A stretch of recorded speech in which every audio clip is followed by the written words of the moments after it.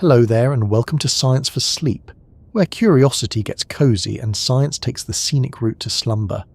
Tonight, we're setting out on a journey that begins in a place you already know, even if you've never thought about it before.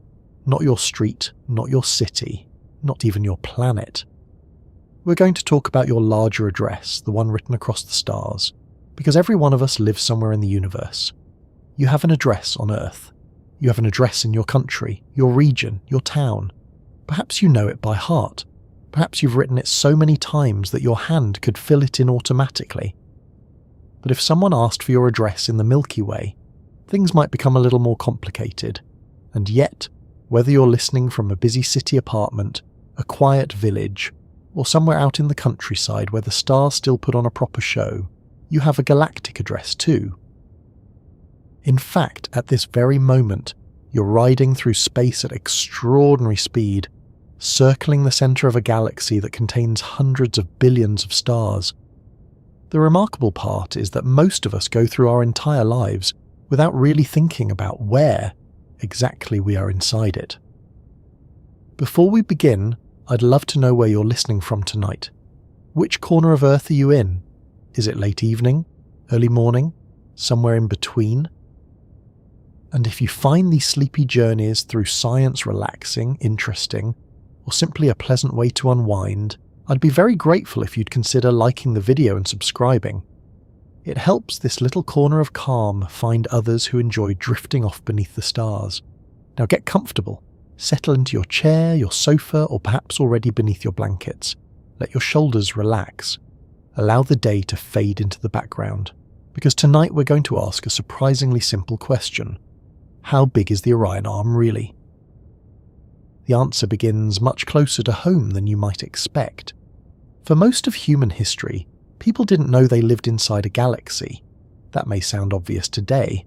After all, we've grown up with photographs from space telescopes, computer simulations, and detailed maps of the cosmos.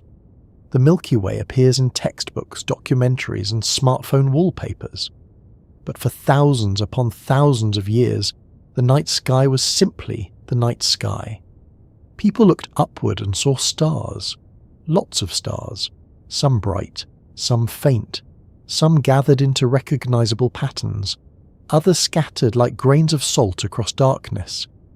Ancient cultures around the world created stories to explain them. Hunters became constellations. Heroes were lifted into the heavens. Animals wandered among the stars. The sky was a place of myths, navigation, calendars, and wonder.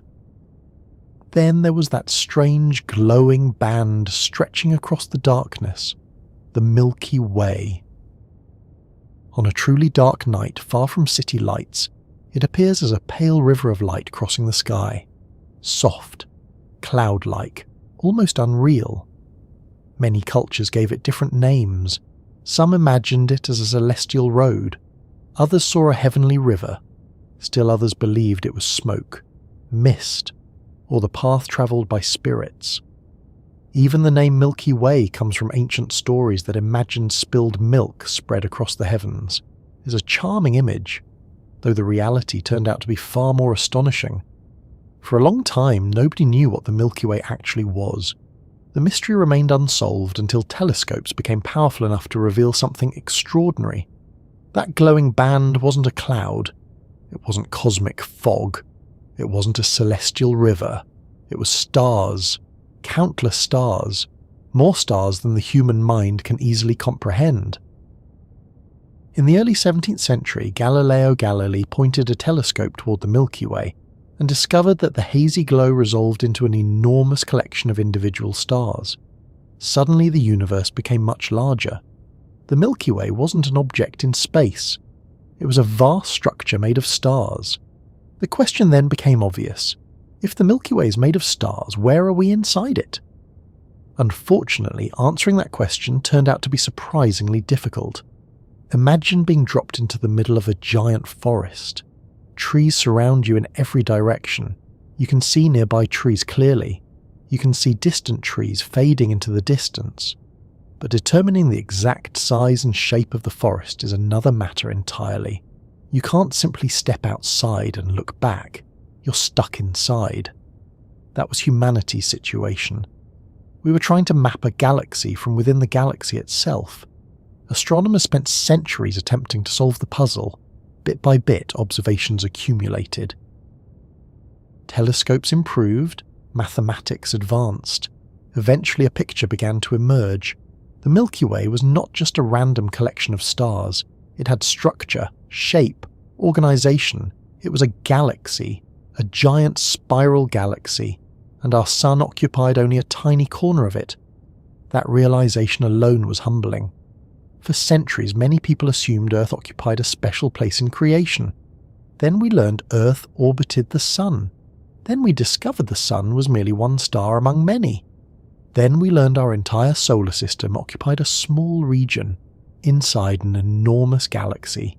Each discovery nudged humanity a little farther from the center of things, and the universe just kept getting bigger. Let's consider our cosmic address for a moment. You are sitting on Earth. Earth orbits the sun. The sun belongs to the solar system. The solar system resides within a particular region of the Milky Way. That region is called the Orion Arm. Sometimes it's called the Orion Spur, sometimes the local arm. The naming can be slightly confusing. Astronomers occasionally enjoy making simple things sound complicated. But regardless of the terminology, this is our neighborhood. This is where we live. This is home. And when people first hear that, they often imagine the Orion Arm as a clearly defined structure. Perhaps something resembling the arm of a spiral galaxy drawn neatly in a textbook. Reality is messier. Galaxies rarely cooperate with tidy diagrams. The Orion Arm is not a rigid structure. It's not a cosmic highway with painted lines and clearly marked exits. It is a vast region filled with stars, gas, dust, nebulae, and stellar nurseries. The distances involved are almost beyond imagination. Even before we discuss its true size, it's worth appreciating just how large our local surroundings already are. Consider the nearest star system. After the Sun, the closest stellar neighbour is the triple star system known as Alpha Centauri. Light travels at roughly 300,000 kilometers per second. Fast enough to circle Earth more than 7 times in a single second. Yet even light requires over 4 years to travel from Alpha Centauri to Earth. 4 years. That's the distance to our nearest neighbouring stars. If the solar system were reduced to the size of a coin, nearby stars would still be separated by hundreds of kilometres. Space, it turns out, is mostly empty. Very, very empty. And that's just our immediate neighbourhood. The Orion Arm contains millions of stars, millions, each separated by vast gulfs of darkness, each potentially hosting planets, some perhaps hosting oceans, some perhaps entirely barren, some perhaps home to things we've never imagined. When viewed from Earth, the night sky can create the illusion that stars are packed closely together. They appear scattered across a flat dome overhead. In reality, they occupy an immense 3-dimensional landscape. One star may appear beside another in the sky while actually being hundreds or thousands of light years farther away. The Orion constellation provides a perfect example. Many people recognize Orion, the Hunter, one of the most famous constellations in the sky. Its bright stars appear connected, almost like points on a drawing. Yet those stars are nowhere near one another in actual space. They're simply aligned from our perspective. It's a bit like looking across a city skyline and seeing distant buildings appear side by side despite being separated by many blocks. Perspective creates the illusion. The universe does the same thing. As astronomers learned more about our galactic environment, another realization emerged. The Orion Arm isn't located near the center of the Milky Way, nor is it near the outer edge. Instead, we occupy a fairly ordinary position, roughly halfway between the galactic center and the galaxy's outskirts. This location has turned out to be remarkably fortunate. The center of the Milky Way is a crowded place. Stars are packed much more densely together. Radiation levels are higher. Gravitational interactions are more common. Life there might face additional challenges. Meanwhile, the far outer regions contain fewer heavy elements needed for building rocky planets. Our neighbourhood sits in a relatively comfortable zone, not too crowded, not too sparse, a pleasant galactic suburb if you like. Of course, calling any structure thousands of light years wide a suburb requires a certain flexibility with language. But cosmic scales tend to do that. The Orion Arm is filled with famous objects that astronomers have studied for generations. Nebulae glow within its boundaries. Young stars form inside giant clouds of gas. Ancient stars continue their long journeys through the galaxy. Some of the most recognizable features in the night sky belong to our local region. The famous Orion Nebula, for example, is one of the nearest major stellar nurseries to Earth. Inside that vast cloud, new stars are being born. Not metaphorically, literally. Gravity pulls gas together, temperatures rise, nuclear fusion ignites, a star begins its life, right now, as you listen. Elsewhere in the Orion Arm, older stars approach the final stages of their existence. Some will eventually become white dwarfs, others may explode as supernovae. The cycle continues. Stars are born, stars live, stars die. And the Orion Arm serves as the setting for countless versions of that story. It's easy to forget that our sun is part of this larger environment. Most days we experience the sun as something separate, a bright object crossing the sky, a source of daylight, warmth, sunsets, occasional sunburns. Yet the sun is also a traveller. It moves through the galaxy alongside billions of other stars. In fact, the entire solar system is orbiting the galactic centre at roughly 828,000 kilometers per hour. That sounds astonishingly fast, and it is. Yet the Milky Way is so enormous that one complete orbit still requires about 225 million years. The last time Earth occupied this exact position in its galactic orbit, dinosaurs had not yet appeared. The next time we return here, the continents may look completely different. Entire species will come and go. Mountain ranges will rise and erode. The galaxy operates on timescales that make human history feel remarkably brief. Even civilization itself occupies only a tiny fraction of a single galactic year. Sometimes people ask whether we can actually feel these motions. The answer is no. Motion only becomes noticeable when it changes. A passenger sitting smoothly inside an airplane doesn't feel the aircraft's cruising speed. Similarly, Earth, the solar system, and the sun move together through space. We share the ride, and what a ride it is. At every moment we're travelling through the Orion Arm, not standing still, not fixed, moving, always moving. Yet despite decades of astronomical research, the Orion Arm remains surprisingly mysterious. For much of the 20th century, astronomers weren't entirely sure how important it really was. Some maps showed it as a minor feature, a small bridge connecting larger spiral arms. Others suggested it might be more substantial. The debate continued for years. Improved observations eventually revealed something unexpected. The Orion Arm appeared larger and more significant than many scientists originally thought. Our local neighbourhood wasn't merely a tiny fragment squeezed between major structures. It possessed genuine scale, real presence, enough in fact to deserve much closer attention.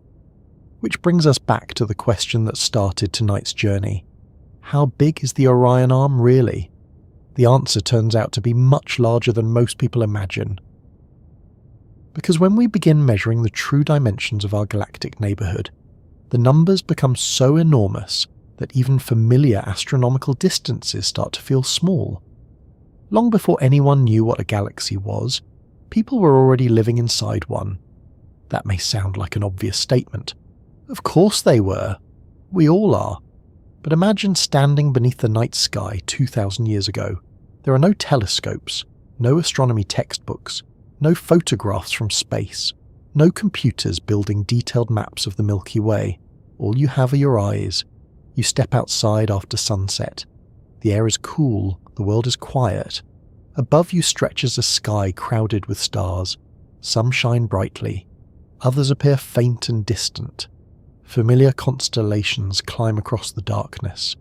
The moon drifts overhead, and cutting through everything is that strange pale band stretching from horizon to horizon, the Milky Way, a glowing river of light, a hazy trail crossing the heavens. You can see it. You can admire it. You can tell stories about it, but you have absolutely no idea what it is. For most of human history, that was the situation. People knew the Milky Way existed. Nobody knew its true nature. And perhaps even more importantly, nobody knew that they were living inside it. It's an interesting thought. Imagine spending your entire life inside a vast city while never realizing it's a city. You walk its streets every day, you see its buildings, you experience its weather. Yet somehow the larger structure remains invisible because you're surrounded by it on all sides. That's essentially what happened with humanity and the Milky Way. We were inside the structure we were trying to understand, and that made everything much more difficult.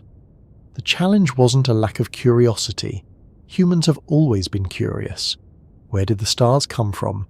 Why do they move? What are they made of? How large is the universe?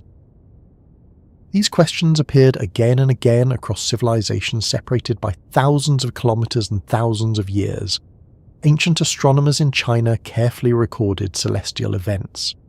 Babylonian observers tracked planetary motions with remarkable precision. Greek philosophers debated the nature of the heavens. Mayan astronomers built sophisticated calendars tied to the movements of celestial bodies. People everywhere looked upward and wondered. The sky practically demands curiosity. Even today, despite all our technology, a clear night sky has a way of making people pause. Something about it invites questions. Perhaps that's because the stars appear both familiar and unreachable at the same time.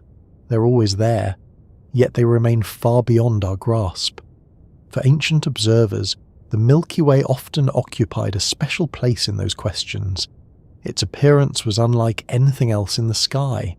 Planets moved, constellations remained relatively fixed, the moon changed shape. The sun rose and set, but the Milky Way seemed different. It looked almost like a cloud, a faint mist suspended among the stars. Naturally, people tried to explain it. Many cultures created stories. Some imagined it as a celestial road travelled by gods or spirits. Others saw it as a river flowing across the heavens. In parts of the world, it became associated with animals, ancestors, or journeys into the afterlife. These explanations differed greatly from one culture to another, but they shared something important. They were attempts to make sense of a mystery, and mysteries tend to attract stories. The real explanation would take much longer to uncover. Part of the problem was that the human eye has limits, a surprisingly large number of limits, in fact. Our eyes are remarkable instruments, but they're not designed for detailed astronomy. They gather light efficiently enough for survival. They help us navigate the world. They allow us to recognize faces, avoid obstacles, and appreciate sunsets. What they don't do particularly well is reveal the true structure of distant cosmic objects. When we look at the Milky Way without aid, individual stars blend together. Thousands upon thousands of faint stars combine into a soft glow. The result looks cloud-like. You can understand why people thought it might actually be a cloud. In a sense, that's exactly what it resembles. Then telescopes arrived. Suddenly the universe became larger and stranger. When telescopes first began revealing details invisible to the naked eye, astronomers discovered that many assumptions needed revision. The moon wasn't a perfect celestial sphere. Planets displayed phases. Jupiter possessed moons of its own. The heavens were more complicated than previously imagined. One of the most important observations came when astronomers pointed telescopes toward the Milky Way itself. The results were astonishing. That hazy band wasn't a cloud at all. It was made of stars, enormous numbers of stars. Stars so distant and faint that they blended together when viewed without magnification. The Milky Way transformed overnight from a mysterious glow into something far larger. a gigantic stellar system. Of course, discovering that the Milky Way consisted of stars merely created a new problem. Now astronomers needed to determine how those stars were arranged. How large was this system? Where did it begin? Where did it end? And where exactly were we inside it? Those questions turned out to be much harder. It's one thing to identify a forest. It's another thing entirely to map it while standing among the trees. Imagine walking through a vast woodland. You can estimate distances to nearby trees. You can observe local features. You can identify clearings and streams. But determining the overall size and shape of the forest is difficult without seeing it from above. The Milky Way presented a similar challenge. Astronomers could observe nearby stars. They could measure certain distances. But understanding the full structure required solving an enormous three-dimensional puzzle. And the puzzle pieces were scattered across tens of thousands of light years. Complicating matters further, space contains dust, lots of dust. Not household dust, thankfully. No giant cosmic vacuum cleaner is required. Instead, interstellar dust consists of tiny particles floating between stars. These particles block light. Over large distances, dust can hide entire regions of the galaxy from view. It's a little like trying to study a city during a thick fog. Nearby objects remain visible. Distant landmarks disappear. The overall picture becomes incomplete. For decades, astronomers struggled with exactly that problem. Some believed the Sun occupied a central position within the Milky Way. Others suspected it was located elsewhere. Different models competed for acceptance. Measurements improved. Arguments continued. Science often works that way. Popular images sometimes portray scientific discovery as a series of dramatic breakthroughs. A genius appears, an answer emerges. Everyone immediately agrees. Reality tends to be messier. Ideas are proposed, data arrives, models change. New observations create new questions. Understanding develops gradually. The Milky Way proved no exception. The first major clues emerged through careful studies of star clusters. These clusters acted like signposts scattered throughout the galaxy. By measuring their locations, astronomers began building a rough map. One scientist in particular helped transform our understanding. Harlow Shapley studied globular clusters, dense collections of ancient stars orbiting the Milky Way. His observation suggested something surprising. The centre of the galaxy wasn't near the Sun. Instead, it lay far away in the direction of the constellation Sagittarius. Humanity, it seemed, was not occupying the middle of the galaxy after all. This was another humbling moment. Astronomy has a habit of delivering those. Again and again, we discover that our position is less central than previously imagined. Earth isn't the centre of the solar system. The Sun isn't the centre of the galaxy. The Milky Way isn't the centre of the universe. Each step reveals a larger context. Yet strangely, these discoveries don't make the universe feel smaller. They make it feel richer, more connected, more interesting.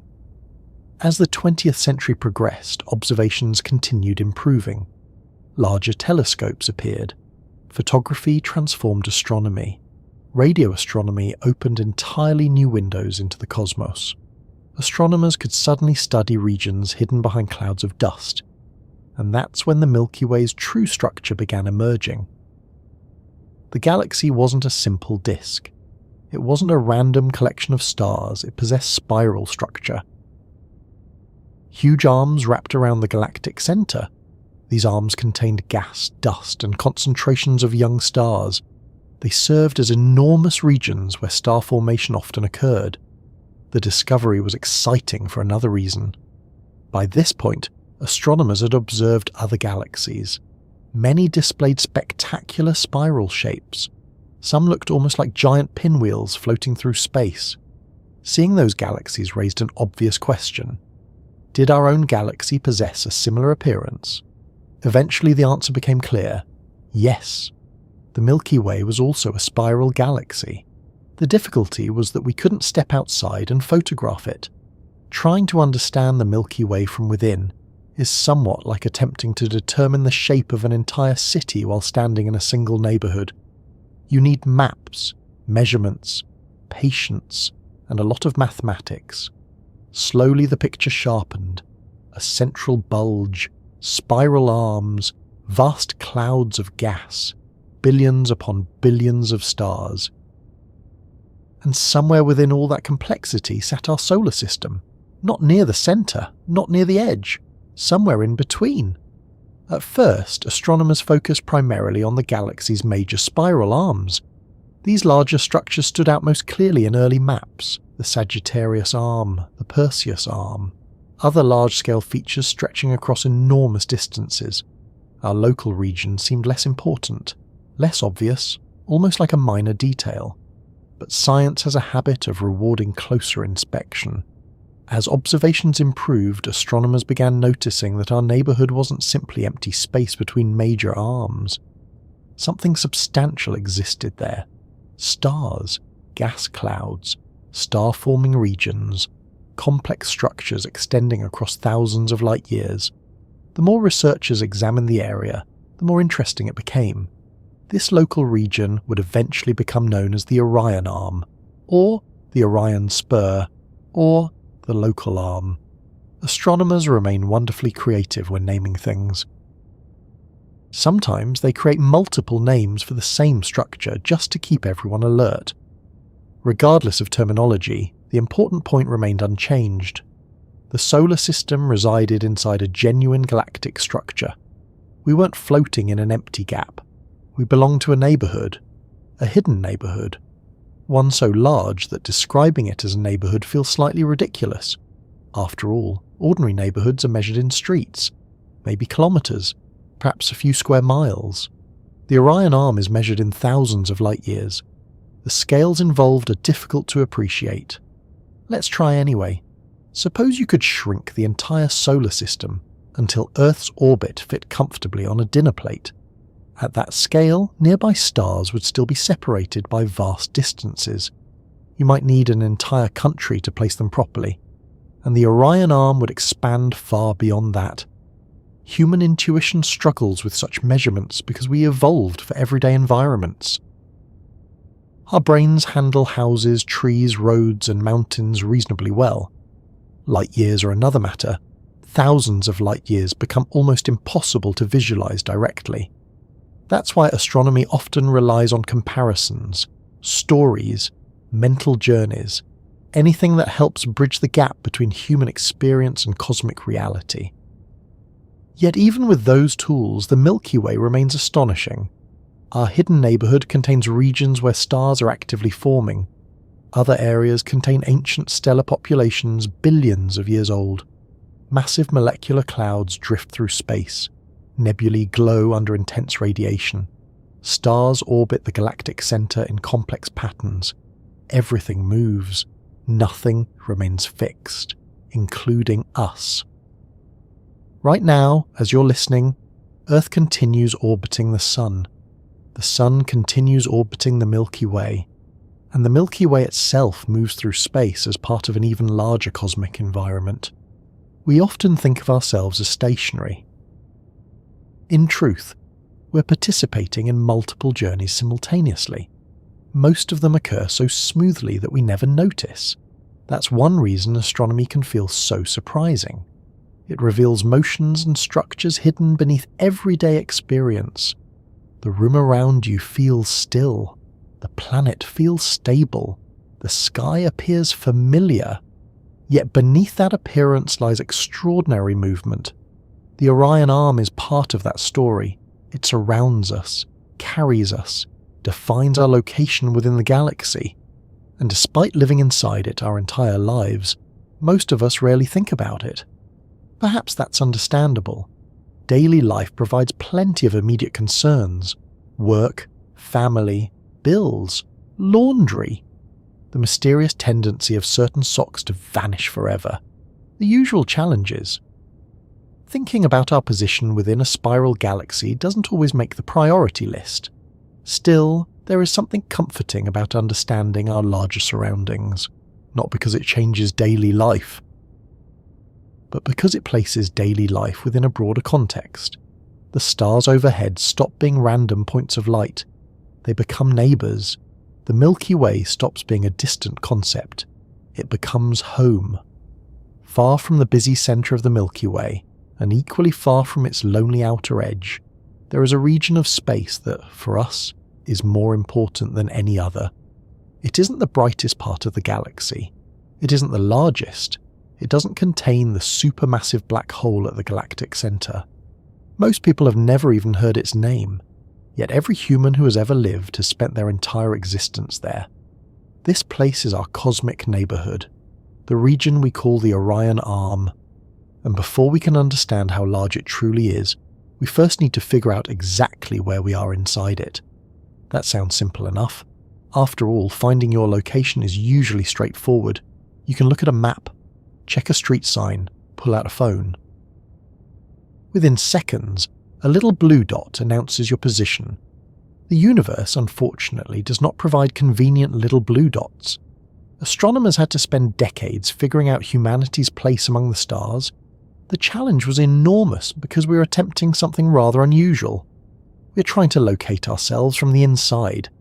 Imagine waking up in the middle of an unfamiliar city. You don't have a map. You don't have satellite images. You can't climb into space for a better view. All you can do is walk around and observe. You see streets, buildings, parks, neighbourhoods. Gradually, you begin piecing together the larger picture. That's essentially what astronomers have been doing with the Milky Way. The difference is that the city happens to be roughly 100,000 light-years across. That makes the mapping process slightly more complicated. When people first learn about the Milky Way, they often imagine our solar system sitting somewhere near the centre. It's a natural assumption. Humans have a long history of imagining themselves in central positions. For centuries, many believed Earth occupied the middle of the universe. Then astronomy began delivering a series of increasingly humbling corrections. Earth orbits the Sun. The Sun is one star among billions. The solar system occupies a small region of the Milky Way. The Milky Way itself is one galaxy among countless others. Each discovery moved us a little farther from the spotlight, and yet, in a strange way, the universe became more fascinating each time, because once we stopped assuming we were at the centre of everything, we began discovering what was actually out there. Finding our place in the galaxy required answering a surprisingly difficult question. How far away are the stars? Today that might seem straightforward. Astronomers regularly discuss stars hundreds or thousands of light-years away. But measuring those distances was once one of science's greatest challenges.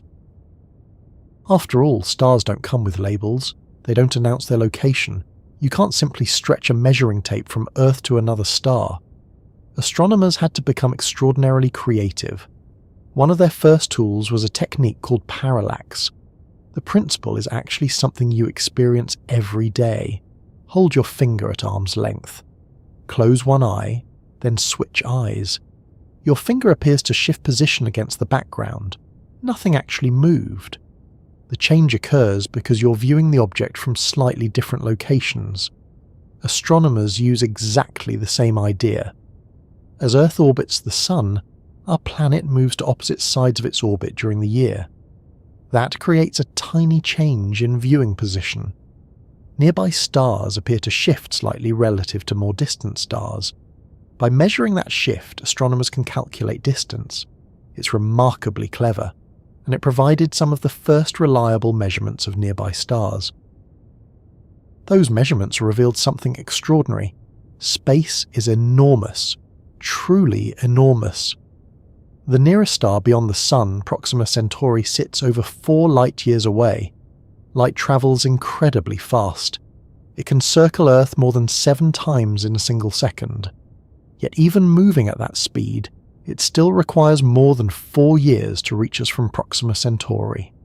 That is merely our closest stellar neighbour. The wider galaxy stretches vastly farther. As astronomers mapped more stars, patterns began emerging. The stars weren't distributed randomly. Groups appeared, clusters formed, clouds of gas gathered in particular regions. Young stars seemed concentrated in certain areas. Something larger was organising the galaxy. The challenge was figuring out what. Meanwhile, telescopes improved. Year after year, observations became more precise. Photographic plates captured details invisible to the human eye. Radio telescopes opened entirely new windows into the Milky Way. The galaxy slowly revealed its secrets, and among those secrets was a realization that would eventually define our cosmic address. The solar system belongs to a specific neighborhood, not merely a location in the galaxy, a genuine structural feature, a region containing stars, gas clouds, nebulae, and stellar associations spread across thousands of light years.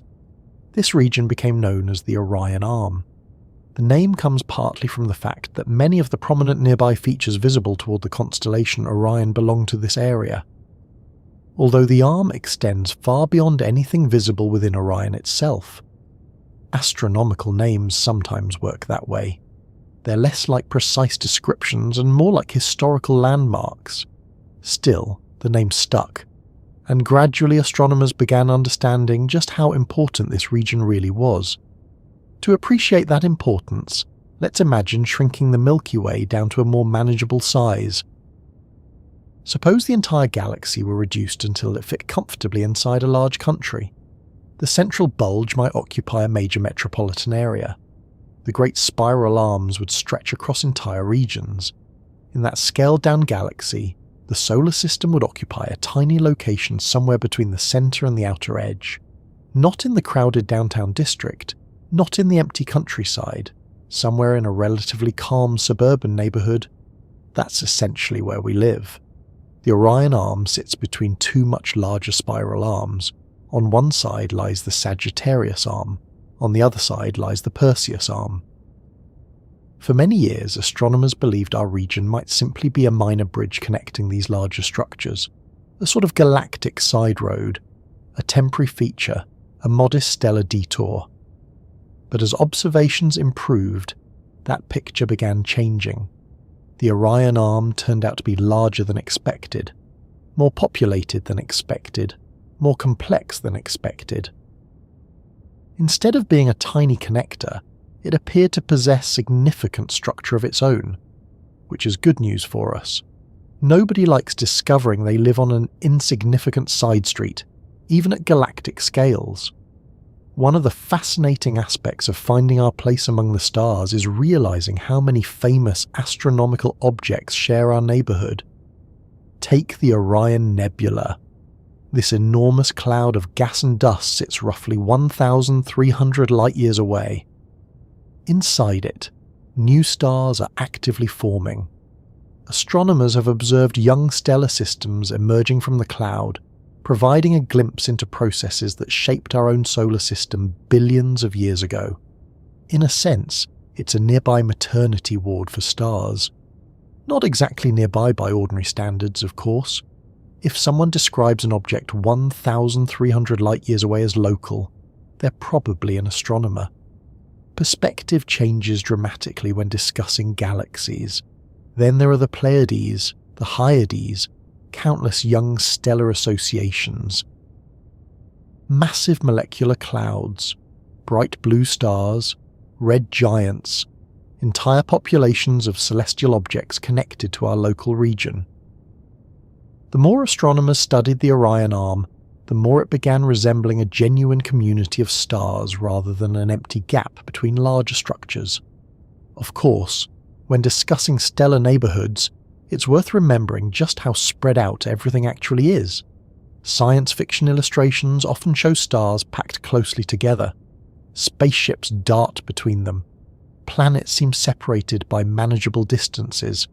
Reality is considerably emptier. Even within the Orion Arm, stars remain separated by immense stretches of darkness.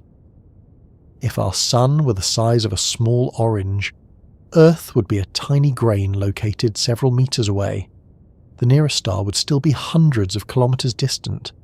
Space is mostly empty.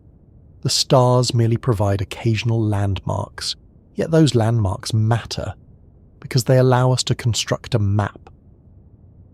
And maps create understanding. Imagine trying to understand a city without recognizing any major streets or neighborhoods. Everything feels disconnected, confusing, random. Then gradually patterns emerge, districts form, roads connect, landmarks appear. The city begins making sense. Astronomers experience something similar while mapping the Milky Way. At first, observations seemed fragmented. Individual stars, isolated nebulae, separate clusters. Then the larger structures became visible. Relationships emerged. The Orion Arm took shape. Our neighborhood finally had an identity. Another important realization followed. The sun isn't stationary within this neighborhood. Neither is Earth. Neither are you. Every object in the Orion Arm is moving. Stars orbit the galactic center. Gas clouds drift. Clusters evolve. Entire stellar populations migrate over time. The solar system is participating in that motion. Right now, Earth is orbiting the Sun at roughly 107,000 kilometers per hour. The Sun itself travels around the Milky Way at roughly 828,000 kilometers per hour. The Orion Arm moves as part of the galaxy's larger structure. Everything is in motion simultaneously. Yet because we're moving together, the sensation remains invisible. It's similar to sitting aboard a smoothly moving train. Passengers feel stationary despite travelling at considerable speed. Only external references reveal the motion. Astronomy provides those references, and the numbers are astonishing. During the time it takes to listen to a single sentence, the solar system travels thousands of kilometers through space. By the end of a typical night's sleep, Earth has moved hundreds of thousands of kilometers along its orbit. By the end of a year, our planet completes another journey around the Sun. And through all of it, the solar system continues its voyage through the Orion Arm. What's particularly interesting is that our location may have influenced the history of life itself. The Orion Arm appears to provide a relatively stable environment. We're not crowded among the intense activity near the galactic center. We're not isolated in the sparse outer reaches. The region contains enough heavy elements to build rocky planets, enough stellar activity to enrich future generations of stars, yet not so much chaos that life faces constant disruption. Astronomers sometimes discuss the concept of a galactic habitable zone. The idea remains an area of active research, but it suggests that some regions of a galaxy may be more favourable for complex life than others. If that's true, our location might be unusually fortunate, not because it's special, not because it occupies a privileged position, simply because certain conditions happen to align. The universe doesn't seem particularly interested in arranging itself around our needs. Nevertheless, we appear to have landed in a remarkably suitable neighbourhood. It's a bit like discovering your apartment happens to be located near parks, grocery stores, public transportation, and good coffee. You didn't design the city, you simply ended up in a favourable spot. Though in our case, the city spans tens of thousands of light years and contains billions of stars. As observations continued throughout the 20th and 21st centuries, increasingly detailed surveys refined our understanding of the Orion Arm. Radio telescopes mapped hydrogen gas. Infrared observatories peered through dust clouds. Space telescopes collected precise measurements of stellar positions. The European Space Agency's Gaia spacecraft has measured the positions and motions of enormous numbers of stars with unprecedented accuracy. These observations transformed our understanding of the local galaxy. Suddenly, the neighborhood became clearer. Structures emerged. Boundaries sharpened. Connections appeared. The Orion Arm stopped being a vague concept and became a measurable reality. A place. Our place. And yet the most surprising discovery may be how little we actually see of it with our own eyes. Step outside tonight. Look upward. You'll see stars, perhaps a few planets, maybe the Milky Way itself if conditions are favourable. What you won't see is a giant label reading "You are here." The Orion Arm remains hidden within the larger sky. Its existence must be inferred from careful observation and analysis. In that sense, our galactic neighbourhood resembles many things in science. It's present all around us, influencing our reality, defining our location, yet invisible until we learn how to recognise it. Once you do recognise it, however, the night sky begins to feel different. The stars cease being random points scattered across darkness. They become fellow residents of an enormous stellar community. The Milky Way ceases being a distant astronomical concept. It becomes home. And now that we've finally located ourselves within this hidden neighbourhood, another question naturally follows. What exactly are these spiral arms that shape the Milky Way? And why do billions of stars organise themselves into such enormous structures instead of spreading evenly throughout the galaxy? Most people have seen a picture of a spiral galaxy. Perhaps you've come across one in a documentary, a science magazine, or while scrolling through photographs captured by powerful space telescopes. They tend to be among the most recognisable objects in astronomy. A bright central region glows at the centre, while long curved arms sweep outward like the blades of a pinwheel. The image seems straightforward. You look at it and naturally assume the galaxy works exactly the way it appears. The arms must be giant structures made of stars. The stars must travel along those arms, and the whole galaxy probably spins like a rotating lawn sprinkler. It's a perfectly reasonable assumption. It's also not quite correct. As we've been discovering throughout this journey, the universe has a habit of making simple-looking things surprisingly complicated. Spiral arms are a perfect example. Before we can truly understand the Orion Arm, we need to understand what a spiral arm actually is, because despite the name, a spiral arm is not quite what most people imagine. Let's begin with a simple question. What would happen if spiral arms were solid structures? Imagine a galaxy rotating like a giant carousel. Stars near the centre would complete their orbits relatively quickly. Stars farther out would move more slowly. This isn't speculation. It's exactly what happens. Objects at different distances from the galactic centre travel around that centre at different rates. Now imagine painting giant spiral stripes onto the galaxy. At first, everything looks fine. But after enough time passes, those stripes begin twisting tighter and tighter. The inner regions rotate faster. The outer regions lag behind. Eventually the spiral pattern becomes hopelessly tangled. Astronomers call this the winding problem, and it's a serious issue. The Milky Way is billions of years old. If spiral arms were simply collections of stars permanently locked together, they should have wrapped themselves into an impossibly tight mess long ago. Yet when we observe spiral galaxies throughout the universe, we continue seeing beautiful spiral patterns. Clearly something else is happening. The solution turned out to be one of the most fascinating ideas in galactic astronomy. Spiral arms are not fixed groups of stars. Instead, they behave more like traffic jams. At first glance, that comparison might not sound particularly exciting. Traffic jams rarely inspire wonder. But stay with me. Imagine driving along a highway. Cars enter a crowded section of road. They slow down. For a while they remain part of the traffic jam. Then they eventually emerge and continue onward. Individual cars constantly enter and leave, yet the traffic jam itself can remain in roughly the same place. The pattern survives even though the individual participants change. Spiral arms appear to work in a similar way. Stars move through them. Gas clouds move through them. They are not permanently trapped. Instead, the spiral arm acts more like a region where material becomes concentrated, a large-scale pattern rather than a fixed object.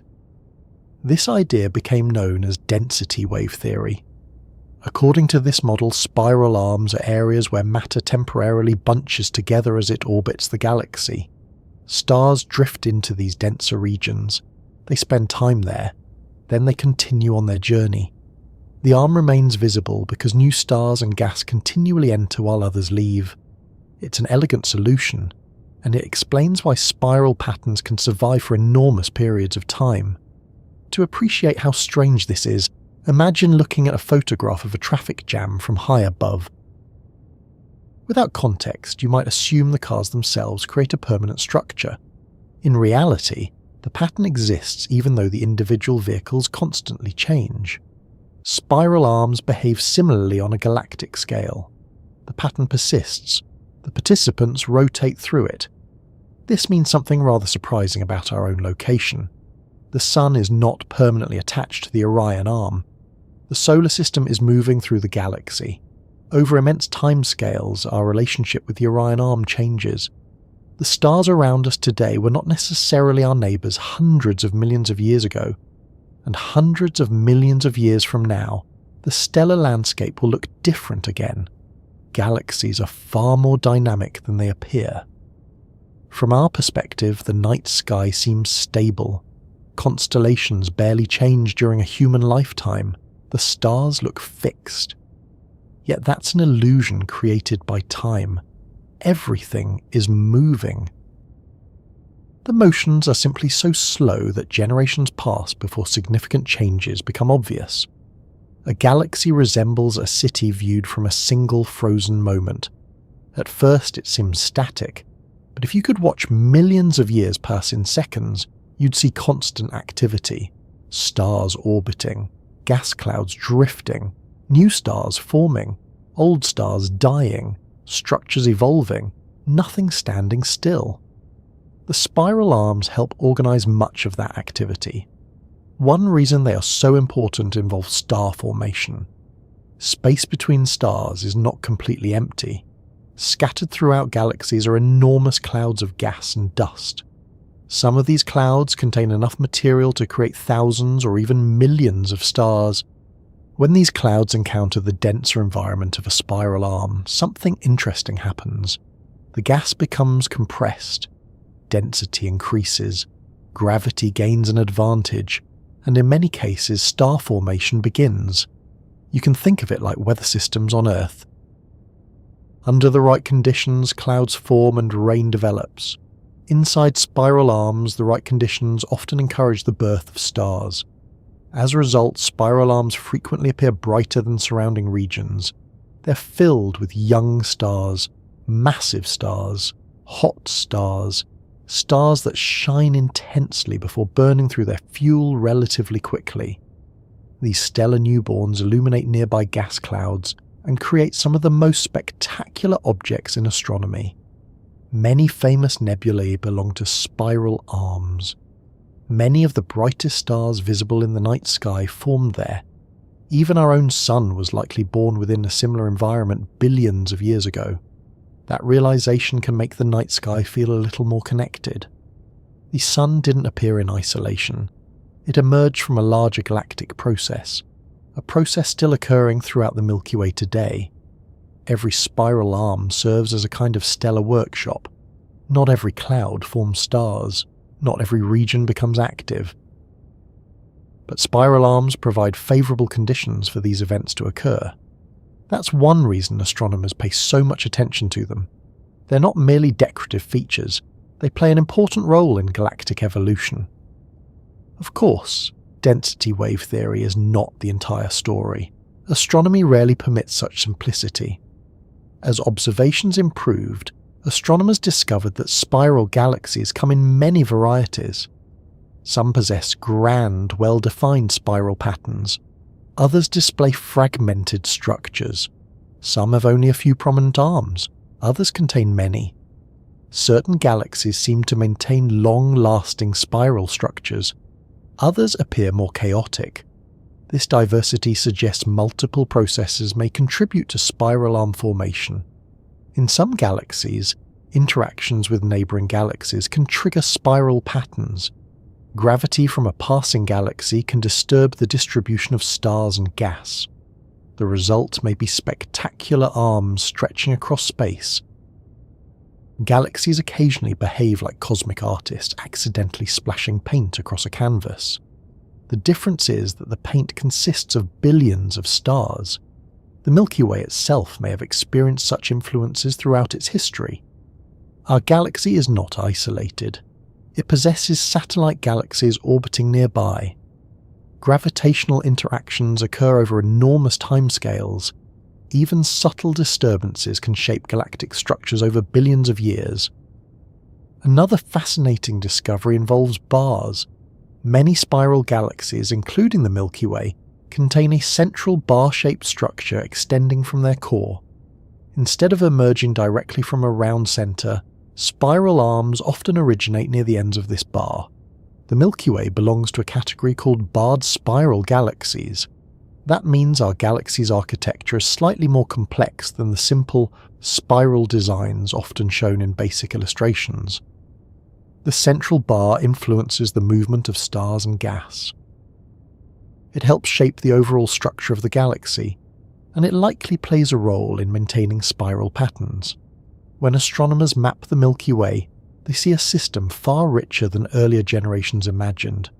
The galaxy contains layers of structure: large spiral arms, smaller arms, branches, spurs, clouds, clusters, streams of stars. It's less like a neatly designed machine and more like a living ecosystem, complex, dynamic, constantly changing. Which brings us back to the Orion Arm.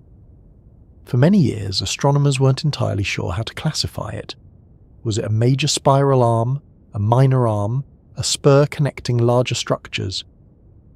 The answer remained uncertain, partly because studying our own neighbourhood presents unique challenges. Imagine trying to understand the layout of your entire city while standing in the middle of one district. Your local surroundings are visible. The larger structure is harder to see. That's our situation inside the Orion Arm. We have excellent views of nearby stars. Mapping the full structure requires combining countless observations gathered across vast distances. Fortunately, modern astronomy has become remarkably good at that. Radio telescopes can detect hydrogen gas spread throughout the galaxy. Infrared observatories peer through dust clouds that block visible light. Space missions measure stellar positions with extraordinary precision. Together, these tools allow astronomers to build increasingly detailed maps, and those maps reveal something important. The Orion Arm is not simply a random collection of stars, nor is it merely empty space between larger structures. It possesses organisation, coherence, identity. In other words, it behaves like a genuine galactic neighbourhood. The stars around us belong to a larger structure shaped by the same processes operating throughout the Milky Way. The Sun is part of that structure. Earth is part of that structure. Every human who has ever existed has lived inside it. Yet because spiral arms are patterns rather than solid objects, the Orion Arm is not a rigid place. Its boundaries are not sharply defined. Its contents change over time. Stars enter, stars leave, gas clouds evolve, new stars form, old stars die. The neighbourhood continuously reshapes itself. There's something oddly comforting about that. The galaxy is not frozen, it's active, alive with motion. The stars above your head tonight are participants in an ongoing story billions of years in the making. A story involving gravity, gas, time, and extraordinary distances. And the Orion Arm represents one chapter within that larger narrative. Understanding spiral arms also changes the way we think about scale. When people hear the word arm, they often imagine something relatively narrow, a branch extending from a larger structure. But galactic arms are immense. They contain staggering numbers of stars. Entire generations of stellar populations, clouds capable of producing countless future suns, structures so large that crossing them would challenge even the most ambitious science fiction journeys. The Orion Arm is no exception. For a long time, the Orion Arm occupied a somewhat awkward position in astronomy. Not physically awkward. The stars seemed perfectly content with where they were. The awkwardness existed in the maps. Astronomers could clearly see the great spiral structure of the Milky Way beginning to emerge through decades of observation. Large arms appeared. Major features became recognizable. The galaxy gradually revealed its architecture. Then there was the Orion Arm, our home, our neighbourhood, the place containing the solar system, and nobody seemed entirely sure what it was. Was it a major spiral arm? Was it a small branch? Was it merely a temporary bridge between larger structures? Depending on which astronomical map you looked at, the answer could change. For a while, the Orion Arm became something of an identity crisis on a galactic scale.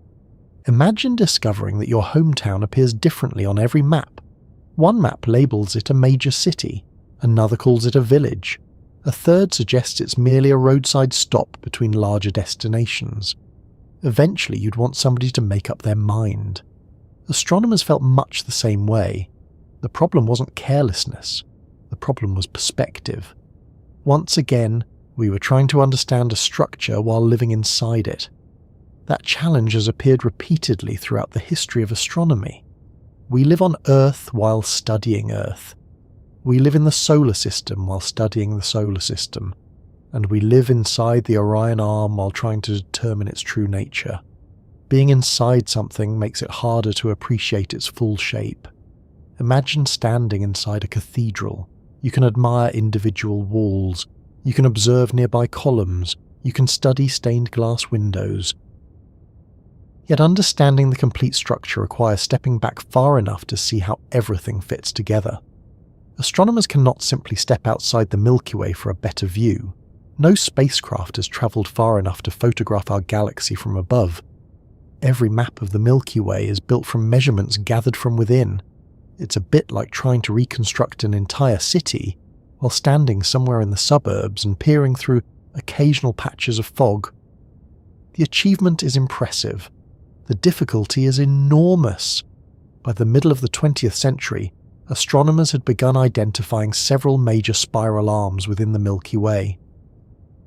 The Sagittarius Arm appeared prominent. The Perseus Arm appeared prominent. Other large-scale structures emerged through radio observations and stellar surveys. The Orion Arm sat between some of these larger features. At first glance, that seemed to suggest a simple conclusion. Perhaps the Orion Arm wasn't a true arm at all. Perhaps it was merely a spur. In everyday language, a spur is something smaller, a branch, a side route, a connecting feature. Many astronomers adopted exactly that interpretation. The Orion Arm became known as the Orion Spur.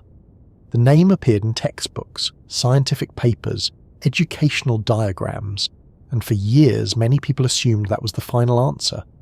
The solar system lived inside a relatively minor galactic feature. Case closed. Science, however, rarely enjoys leaving things closed. New observations have a habit of reopening old questions. As technology improved, astronomers gained better tools for studying the Milky Way. Radio telescopes became more sophisticated. Infrared observations penetrated clouds of dust.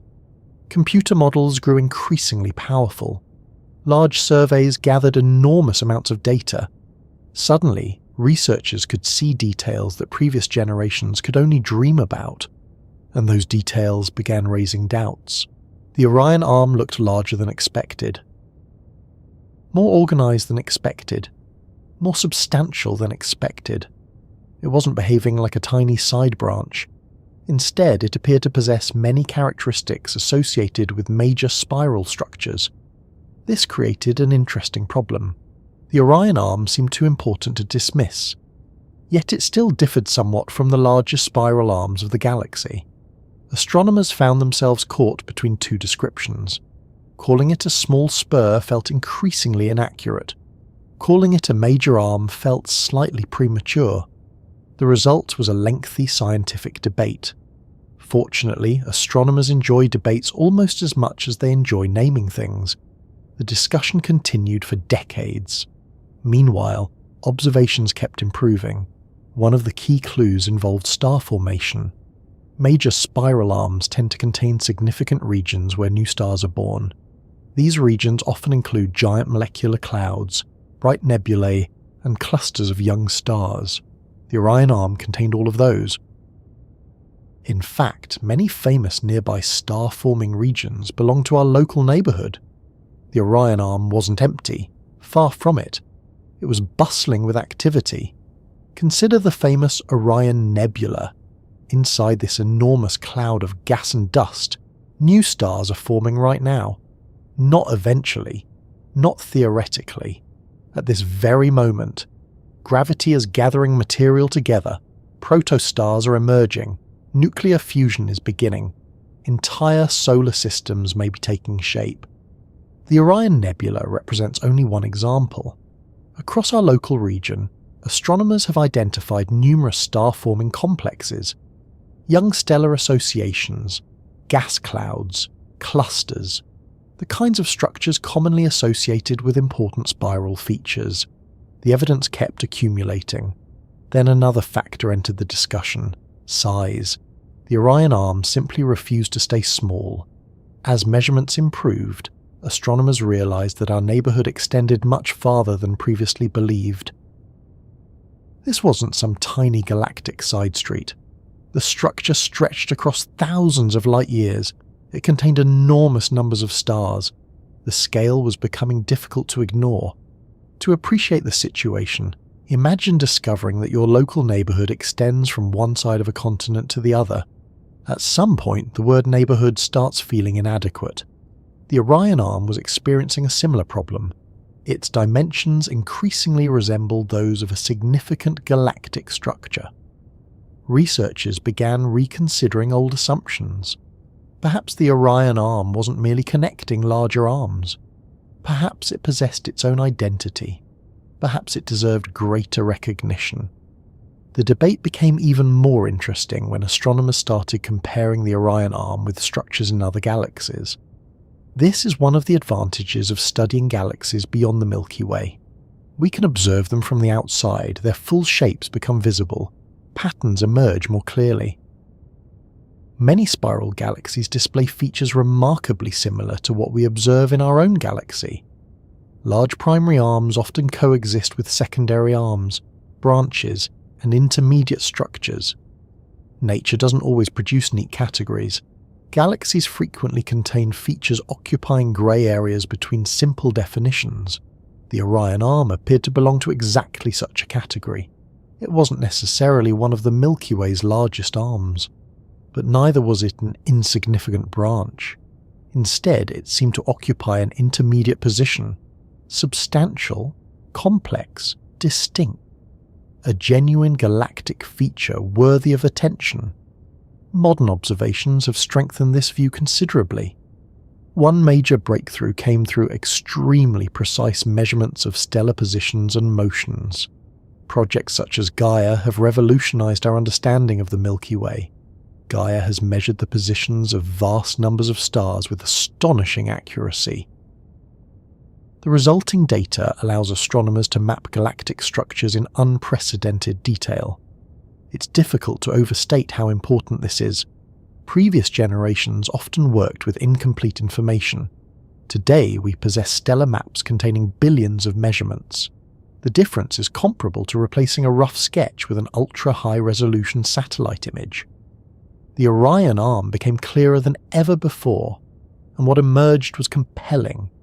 The structure appeared continuous, organized, large, far more substantial than the label small spur might suggest. Some modern researchers even prefer the term local arm. The name reflects the growing recognition that our neighborhood deserves to be treated as a significant structure in its own right. This doesn't necessarily mean it rivals the largest arms of the Milky Way. The Perseus Arm and Sagittarius Arm remain major features, but it does mean the Orion Arm is no longer viewed as an insignificant afterthought.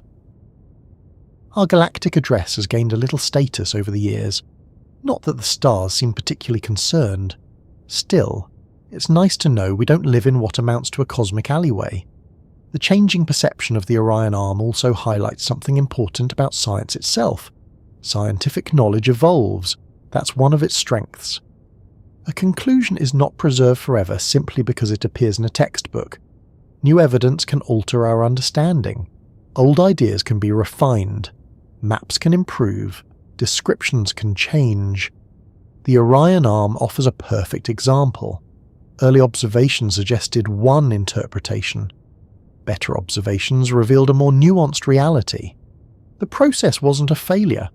It was science working exactly as intended. Each generation built upon the work of those before it. Gradually the picture sharpened. Today, astronomers generally recognize the Orion Arm as a significant galactic structure containing the solar system and many nearby stellar populations. Whether one chooses to emphasize the word arm, spur, or local arm depends somewhat on context. The important point is that the Orion Arm is real, it is large, and it plays an important role within the architecture of the Milky Way. There's also something satisfying about the fact that our home turned out to be more interesting than initially assumed. Humanity's cosmic address isn't located in an empty gap. We're part of a dynamic region rich with stars, nebulae, and stellar history. A place where generations of stars have formed and evolved. A place where our own sun was born billions of years ago. A place that continues changing even now. The Orion Arm may not dominate the Milky Way. It doesn't need to. Its significance comes from something else. It's our neighbourhood, the region that shaped our local cosmic environment, the place from which the night sky we know ultimately emerges. And once astronomers finally accepted that the Orion Arm was a substantial structure rather than a minor galactic footnote, a natural question followed. If this local arm is genuinely significant, exactly how large is it? And what do those immense dimensions actually mean when translated into distances that human beings can begin to understand? Numbers have a funny way of losing their meaning once they become too large. If someone tells you a mountain is 5 kilometers away, your mind can picture it. If they tell you a city is 500 kilometers away, you can still imagine the journey. Even 5,000 kilometers, while enormous, remains understandable. Airplanes cross such distances every day, but astronomy quickly leaves those familiar scales behind. The Orion Arm is not measured in kilometers, it isn't measured in millions of kilometers, it isn't even measured in billions. By the time we reach galactic structures, astronomers have abandoned such units almost entirely because the numbers become absurdly long. Instead, they use light years, and before we can understand how large the Orion Arm really is, we need to spend a moment appreciating just how enormous a single light year actually is. A light year is not a measure of time. Despite the name, it's a measure of distance. Specifically, it's the distance light travels in 1 year. Light moves at approximately 300,000 kilometers every second. That's fast enough to circle Earth more than 7 times in a single second. Imagine blinking. During that blink, light could travel around our planet multiple times. It's astonishingly fast. Yet even at that speed, the universe remains so vast that light requires years to travel between stars. 1 light year equals roughly 9.46 trillion kilometers, not billion, trillion. Already the number's becoming difficult to visualize, and that's only 1 light year. The Orion Arm stretches across thousands of them. Suddenly we begin to understand why astronomers needed new units. Writing the distance in kilometers would require enough zeros to make most people's eyes glaze over before reaching the end of the sentence. Now let's return to our galactic neighborhood. For decades, astronomers debated exactly how large the Orion Arm was. The answer changed as observations improved. Maps became more detailed, measurements became more accurate, and gradually a clearer picture emerged. Modern estimates suggest that the Orion Arm extends roughly 10,000 light-years in length and about 3,500 light-years in width. Those numbers alone are impressive, but like many astronomical figures, they don't fully register until we translate them into something more relatable. Let's start with the width. 3,500 light-years. That means if a beam of light began travelling from one side of the Orion Arm to the other, it would require 3,500 years to complete the journey. Think about that for a moment. If such a beam had started its journey when the Great Pyramid of Giza was newly constructed, it still would not have reached the opposite side today. Entire civilizations would rise and fall before the light arrived. Empires would appear, disappear. Languages would emerge, transform, vanish, and the beam would still be travelling. The scale is difficult to comprehend because human history occupies such a tiny slice of time. Recorded history stretches back only a few thousand years, The width of the Orion Arm exceeds much of that entire timeline, and that's merely the width. The length is even more impressive. At roughly 10,000 light-years long, the Orion Arm stretches across a substantial portion of the Milky Way. Light travelling from one end to the other would require 10 millennia, 10,000 years. When that light began its journey, agriculture itself was still relatively young. Human civilization was only beginning to develop permanent settlements in many regions. By the time the beam reached the opposite end, every civilization currently known would belong to the distant past. That's the scale we're discussing. Our neighbourhood is enormous, and yet, interestingly, the Orion Arm remains relatively modest compared to the full size of the Milky Way. The galaxy itself spans roughly 100,000 light-years across. This means the Orion Arm represents only part of a much larger structure, a significant part certainly, but still only one neighbourhood within a vast galactic city.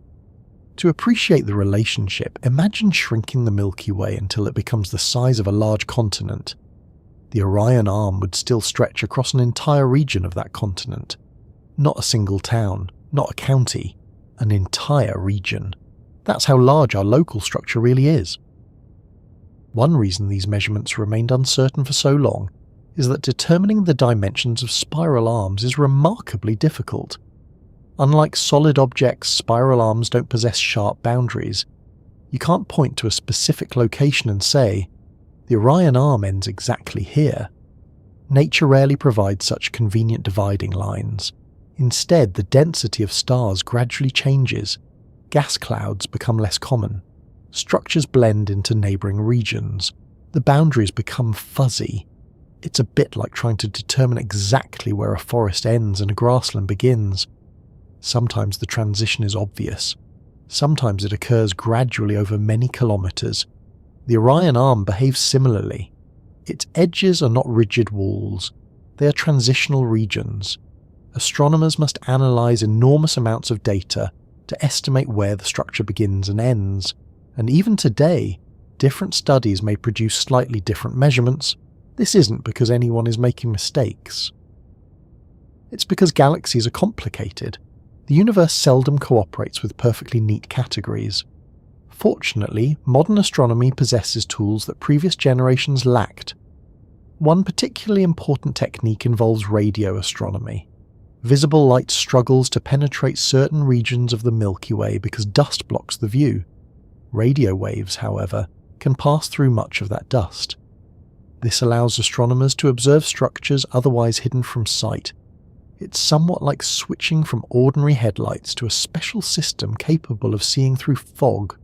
Suddenly details emerge. Radio observations have revealed enormous clouds of hydrogen gas spread throughout the galaxy. These clouds help trace the structure of spiral arms. They act almost like glowing signposts scattered across the Milky Way. By mapping their locations, astronomers can better understand the shape and dimensions of galactic features. Infrared astronomy provides another powerful tool. Infrared light penetrates dust more effectively than visible light. Space telescopes operating in infrared wavelengths have revealed stars hidden behind thick clouds. Regions once invisible suddenly became accessible. Each new observation added another piece to the puzzle. Gradually the Orion Arm came into focus. Then came missions like Gaia. Gaia has transformed galactic astronomy. The spacecraft measures stellar positions with extraordinary precision. Not thousands of stars, not millions, billions. Imagine attempting to map an entire country by recording the position of every house. Then imagine doing something similar for a galaxy. That's the scale of Gaia's achievement. Its measurements have helped astronomers refine our understanding of the Orion Arm structure, dimensions and population. And what a population it is. The Orion Arm contains millions of stars, possibly tens of millions, perhaps more, depending on how one defines its boundaries. The exact number remains difficult to determine because stars are not evenly distributed. Some regions contain dense concentrations, others are comparatively sparse. But one thing is certain, our neighbourhood is crowded by any reasonable standard. Of course, crowded in astronomy means something very different than it does on Earth. You could travel for years at the speed of light and still encounter mostly empty space. The stars occupy only a tiny fraction of the Orion Arm's volume. The rest is darkness, gas, dust, vacuum. Astronomy often forces us to hold two apparently contradictory ideas simultaneously. The Orion Arm is densely populated with stars. The Orion Arm is mostly empty. Both statements are true. The number of stars is enormous. The distances separating them are even larger. This contrast becomes easier to appreciate through a simple comparison. Suppose every star in the Orion Arm were reduced to the size of a grain of sand. Even then, those grains would remain separated by huge distances. You could walk for a very long time before reaching the next one. Space is not merely big, it is astonishingly empty. And yet that emptiness contains extraordinary things. Within the Orion Arm are giant molecular clouds capable of producing entire generations of future stars. Some contain enough material to create thousands of suns. Others are giving birth to stars right now. Regions like the Orion Nebula serve as active stellar nurseries. Elsewhere, aging stars approach the ends of their lives. White dwarfs cool slowly. Red giants shed their outer layers. Massive stars prepare for eventual supernova explosions. The Orion Arm contains stars at nearly every stage of stellar evolution. It's less like a simple structure and more like an ecosystem. A vast cosmic ecosystem spanning thousands of light years. The more astronomers measure it, the more impressive it becomes. What's particularly remarkable is that humanity only recently gained the ability to appreciate these dimensions properly. For most of history, the Orion Arm was completely unknown. People could see stars, they could see the Milky Way, but they had no idea they lived inside a structure stretching thousands of light years across. The concept simply didn't exist. Today we possess detailed maps, powerful telescopes, sophisticated models, and yet the scale remains almost overwhelming. Even professional astronomers occasionally resort to comparisons because raw numbers alone fail to capture the reality. 10,000 light years, 3,500 light years, millions of stars. These figures are accurate, but they don't fully convey the experience of contemplating such distances. Perhaps the best way to think about the Orion Arm is not as a collection of numbers, but as a place so vast that light requires millennia to cross it, a place containing countless stellar systems, a place that has been quietly carrying the solar system through the galaxy for billions of years, our home within the Milky Way, large enough to dwarf human imagination, yet still only one neighbourhood among many.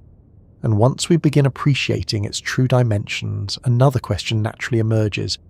If the Orion Arm is this enormous, what would it actually be like to travel across it? And how long would such a journey take using the fastest methods humanity can currently imagine? Not to study it from a distance, not to look at it on a galactic map, but to travel through it, to leave one side behind and make your way toward the other. At first, this sounds like a simple thought experiment. Then the numbers start appearing, and suddenly the journey becomes one of the longest adventures imaginable. Human beings are accustomed to distances that can be crossed within a lifetime. Even our greatest journeys generally fit inside a human scale. You can walk across a city, drive across a country, fly across an ocean, circle the Earth in less than 2 days. The Orion Arm belongs to an entirely different category. Its dimensions are so large that even light, the fastest thing known in the universe, requires thousands of years to cross it. That fact alone changes everything. Imagine standing at one edge of the Orion Arm and sending a flashlight beam toward the opposite side. The beam leaves, empires rise and fall, languages evolve, entire civilizations come and go. Thousands of years pass. Only then does the light arrive. It's difficult to think of anything in daily life that prepares us for scales like these. Even astronomy struggles to make them feel intuitive. So perhaps the best way to understand the Orion Arm is not through numbers alone, but through a journey. Let's begin at home, right here, the solar system. The sun sits quietly among billions of stars within the Orion Arm. Around it orbit planets, moons, asteroids, comets, and countless smaller objects. To us, this feels enormous. After all, the solar system contains distances measured in billions of kilometers. Neptune orbits roughly 4.5 billion kilometers from the Sun. The outer reaches extend even farther. The distant Oort cloud may stretch nearly a light year from the Sun itself. Yet compared to the Orion Arm, the solar system is tiny, almost unbelievably tiny. Imagine reducing the Orion Arm until it becomes the size of an entire continent. The solar system would shrink to something smaller than a grain of dust. That's our starting point. A tiny island floating within a vast galactic sea. Now suppose we set out on a journey. We'll begin with humanity's fastest spacecraft. Not hypothetical future technology, not science fiction engines. Real spacecraft, machines that actually exist. Among the fastest objects humans have ever launched is the Parker Solar Probe. At peak speed, Parker Solar Probe reaches around 690,000 kilometers per hour. That's astonishingly fast by human standards. Fast enough to travel from New York to London in well under a minute. Fast enough to circle Earth repeatedly in a matter of hours. At that speed, surely crossing the Orion Arm becomes manageable. Unfortunately, the universe remains unimpressed. Even moving at hundreds of thousands of kilometers per hour, Parker Solar Probe would require millions of years to travel across the Orion Arm. Millions, not thousands, not tens of thousands. Millions! Human civilization would disappear long before the spacecraft reached its destination. Entire species might evolve and vanish during the voyage. Continents themselves could change shape, and the spacecraft would still be travelling. That realization provides our first glimpse of the challenge. Human technology, impressive as it is, remains extraordinarily slow compared to galactic distances. Perhaps we need something faster. Much faster. Let's move to another familiar speed. Suppose we could travel at the speed of the Apollo astronauts on their journeys to the Moon. The Apollo missions represented one of humanity's greatest technological achievements. The astronauts crossed the distance to the Moon in only a few days. That feels remarkably quick. Yet at Apollo speeds, reaching even the nearest star would require tens of thousands of years. Crossing the Orion Arm would take far longer than recorded human history. The galaxy simply refuses to shrink to human proportions. Every time we think we've found a fast way to travel, cosmic distances remind us how vast they really are. Now let's imagine a more advanced future. Suppose humanity develops a spacecraft capable of reaching 10% of the speed of light. This is an ambitious goal, far beyond anything we can currently achieve. Yet many physicists believe it might eventually become possible. At 10% of light speed, the nearest stars become reachable within decades. Interstellar travel starts to sound realistic. The future suddenly feels much larger. And yet crossing the Orion Arm would still require tens of thousands of years. A civilization could launch such a mission and never live to see its completion. Generations upon generations would pass before arrival. Even at 1/10th light speed, the Orion Arm remains enormous. All right then, let's become even more ambitious. Let's travel at the speed of light itself. Instantly the situation improves. The nearest stars become only a few years away. The wider Orion Arm becomes measurable in human historical terms. But even now, the crossing remains extraordinary. Light would still require approximately 3,500 years to travel across the arm's width. To traverse its full length might require around 10,000 years. That's the speed limit of the universe, and it still takes millennia. At this point, many people experience a strange shift in perspective. The distances become so large that the Orion Arm begins feeling less like a neighborhood and more like an entire universe unto itself. In some ways, that's not entirely wrong. Consider what exists within this region. Millions of stars, countless planetary systems, giant nebulae, star clusters, stellar nurseries, remnants of exploded stars, black holes, brown dwarfs, gas clouds larger than anything on Earth. Each represents a destination. Each could occupy lifetimes of exploration. The Orion Arm is not merely empty distance, it's a place filled with things, a vast collection of cosmic environments. Let's imagine continuing our journey. As we move away from the solar system, one of the first things we notice is how isolated stars actually are. Science fiction stories often depict dense regions where stars crowd together overhead. Reality is quieter, much quieter. Most stars possess enormous personal space. Light years of it.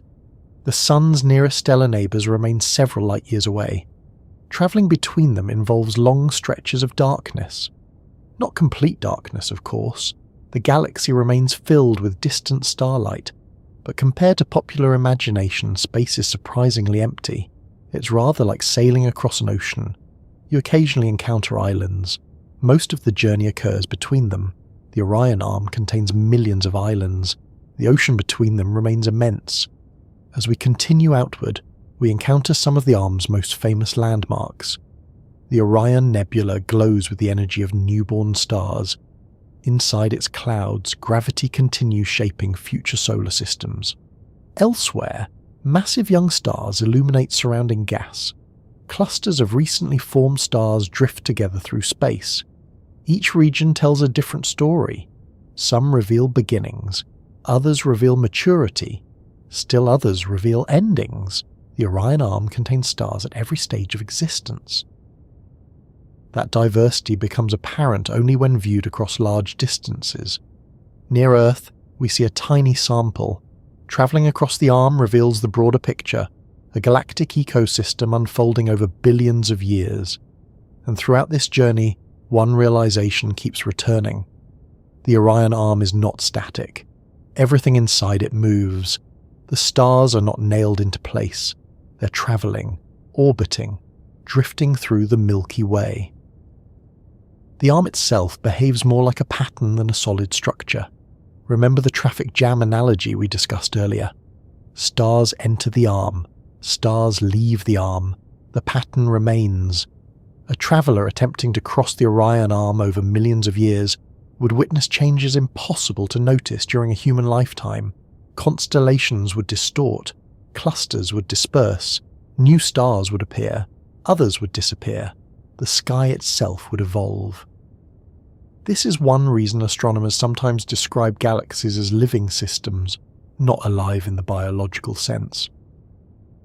But dynamic, active, changing continuously. A journey across the Orion Arm would reveal those changes firsthand. Of course, another fascinating aspect of such a voyage involves time itself. If future travellers somehow approach the speed of light, Einstein's relativity would begin affecting their experience.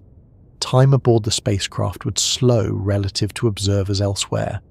A journey lasting thousands of years from one perspective might feel significantly shorter from another. The faster you travel, the stranger reality becomes. Einstein ensured that even straightforward travel plans eventually become complicated. Still, even relativity cannot make the Orion Arm small. Its dimensions remain staggering. Its scale remains difficult to comprehend. Perhaps that's why imagining a crossing is so useful. Numbers alone often fail to communicate size. Journeys do a better job. When you picture moving from star to star, crossing nebulae, passing stellar clusters, and travelling for thousands of years at the speed of light, the Orion Arm begins feeling real. Not just a measurement, a place, a destination, a region of the galaxy with genuine breadth and depth. If you've ever flown over a large city at night, you may have noticed something interesting. From high above, individual buildings become difficult to distinguish. Streets blur together. Cars vanish into the glow. What stands out instead are clusters of light, bright districts, busy neighbourhoods, dense concentrations of activity. The city reveals its larger structure. The Orion Arm behaves in a surprisingly similar way. When we zoom out and look beyond individual stars, we begin seeing something larger emerge. The arm isn't simply a random collection of stellar systems scattered through space. It contains neighborhoods, regions where stars gather in enormous numbers, places where gas clouds stretch across hundreds of light years, areas where entire generations of stars are born together. If the Orion Arm is our galactic neighborhood, then these regions are its great stellar cities, and some of them are among the most spectacular locations in the entire Milky Way. One reason these stellar cities exist is because stars are social from birth. Not socially in the human sense, of course. They don't hold meetings or exchange opinions, but stars rarely form alone. Most are born within giant molecular clouds, enormous regions filled with cold gas and dust. These clouds can contain enough material to create thousands or even millions of stars. When gravity begins pulling portions of the cloud together, entire groups of stars emerge. The result is something like a stellar family. Thousands of young stars sharing a common birthplace. For a while, they travel through the galaxy together. Over time, gravity gradually disperses them.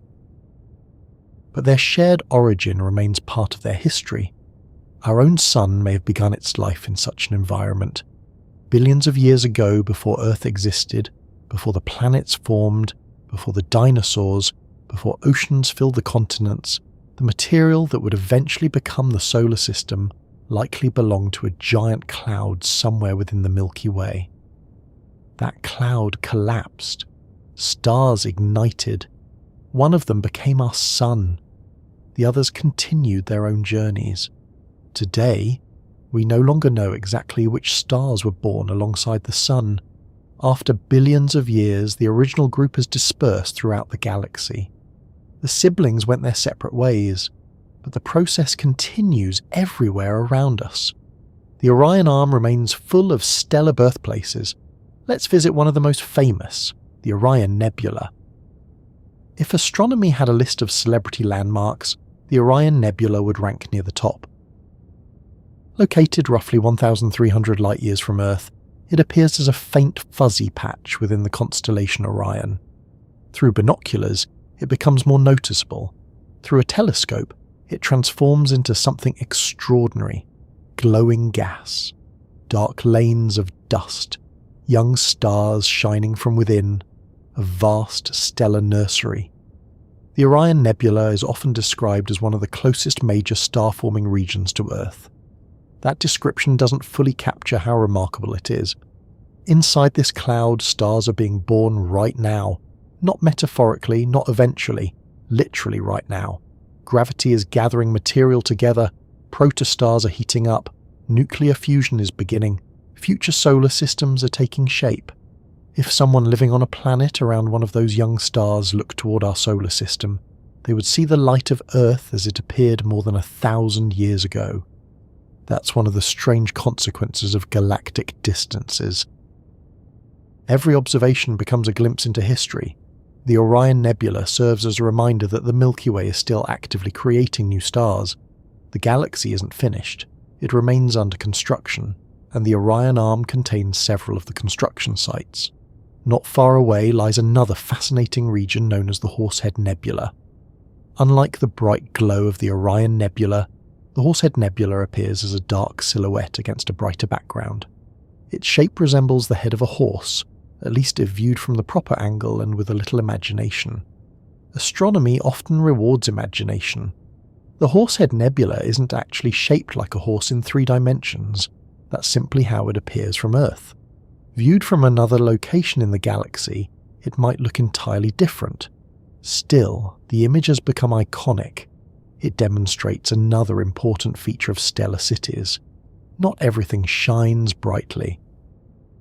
Sometimes the most interesting structures are hidden within darkness. Dust clouds block light. Gas absorbs radiation. Regions of future star formation remain concealed from direct view. The Orion Arm contains both bright neighborhoods and shadowed ones. Together they create a rich and varied environment. Moving farther through our local region, we encounter vast associations of young stars. One of the largest nearby examples is the Gould Belt. The Gould Belt is an enormous structure spanning thousands of light years. It contains many of the Orion Arm's nearest stellar nurseries. For decades, astronomers debated its origins. How did such a structure form? Why are so many young stars arranged within it? The answer remains an area of active research. Astronomy still contains mysteries. That's part of what makes it interesting.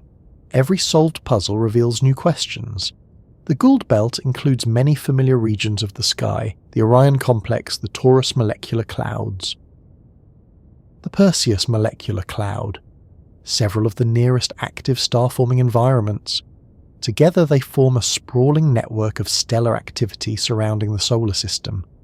We're not located inside one of the busiest star-forming regions, but we're close enough to observe them. It's rather like living near a growing city without residing directly in the construction zone. You can see the activity from a comfortable distance. That distance may have been beneficial. Massive star-forming regions often produce giant stars. Those stars burn hot and fast. Eventually many explode as supernovae.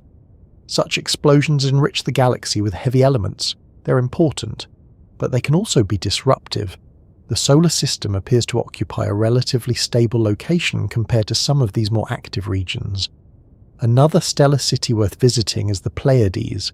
Most people know it simply as the Seven Sisters. On a clear night, it appears as a tiny cluster of bright stars. Ancient cultures around the world noticed it. Stories emerged. Legends formed. Calendars incorporated its movements.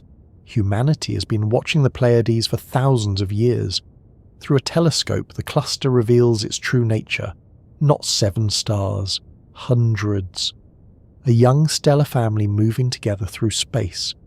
The brightest members dominate what we see from Earth, but they represent only part of the population. The cluster formed from a common cloud of gas and dust. Its stars share a common ancestry. The Pleiades remind us that stellar cities come in many sizes. Some contain millions of stars, others contain hundreds. Each contributes to the larger structure of the Orion Arm. Then there is the Hyades. Closer than the Pleiades, the Hyades forms the face of the constellation Taurus. Its stars have travelled together for hundreds of millions of years.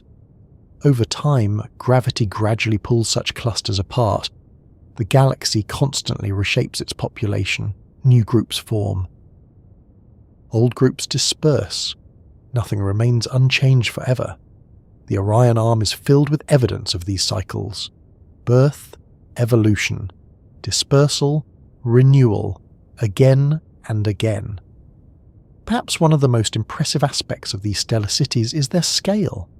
Take a giant molecular cloud. Some stretch across hundreds of light years. Inside them, enough material exists to create thousands of suns. The largest contain masses millions of times greater than our star. If Earth disappeared tomorrow, the galaxy would hardly notice. If the solar system vanished, the Orion Arm would continue almost entirely unchanged.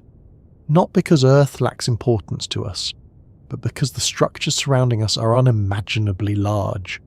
The stellar cities of the Orion Arm operate on scales far beyond everyday experience, and yet, despite their size, they remain connected.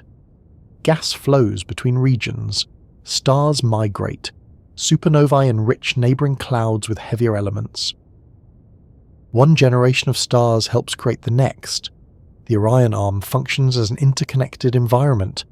Not unlike an ecosystem, material cycles through different forms. Clouds become stars. Stars create heavier elements.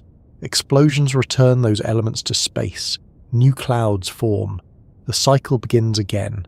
Some of the atoms inside your body participated in that process long before Earth existed.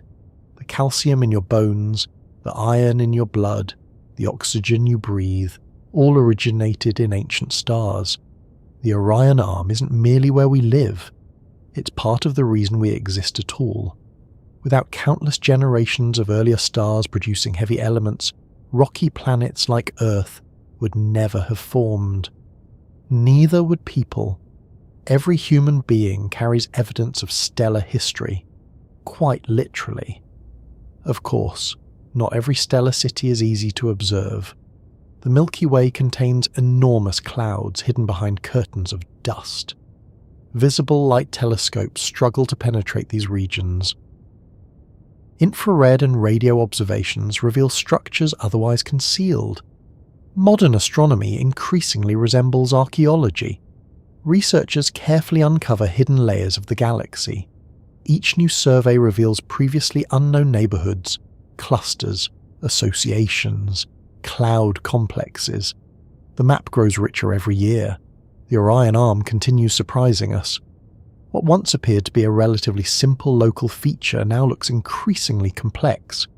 A sprawling network of interconnected structures, young stars, ancient stars, nebulae, clusters, clouds, all sharing the same galactic neighborhood.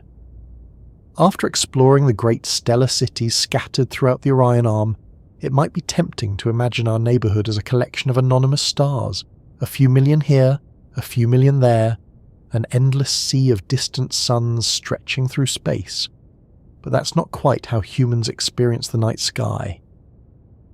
When we step outside on a clear evening, certain stars immediately capture our attention. Some shine brighter, some dominate familiar constellations, some have guided travellers, inspired myths, and fascinated astronomers for centuries. These are the landmarks of our local galactic neighbourhood, the famous residents, the recognisable faces, the celestial neighbours that help define humanity's view of the universe. What's particularly interesting is that many of these famous stars belong to the Orion Arm. The night sky we know so well is in many ways a portrait of our local region of the Milky Way. For thousands of years, people looked upward and assumed the stars formed a kind of flat ceiling above Earth. The constellations reinforced that impression. Orion looked like a hunter. Taurus resembled a bull. Cassiopeia formed a recognizable pattern. The stars seemed arranged into deliberate pictures. Only later did astronomers discover something remarkable. Most of those stars are not actually near one another. They're separated by enormous distances.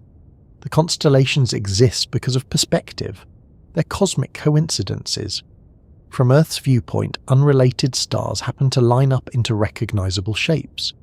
If we could travel elsewhere in the galaxy, many familiar constellations would become completely unrecognizable. Orion would distort. The Big Dipper would change shape. The night sky itself would be transformed.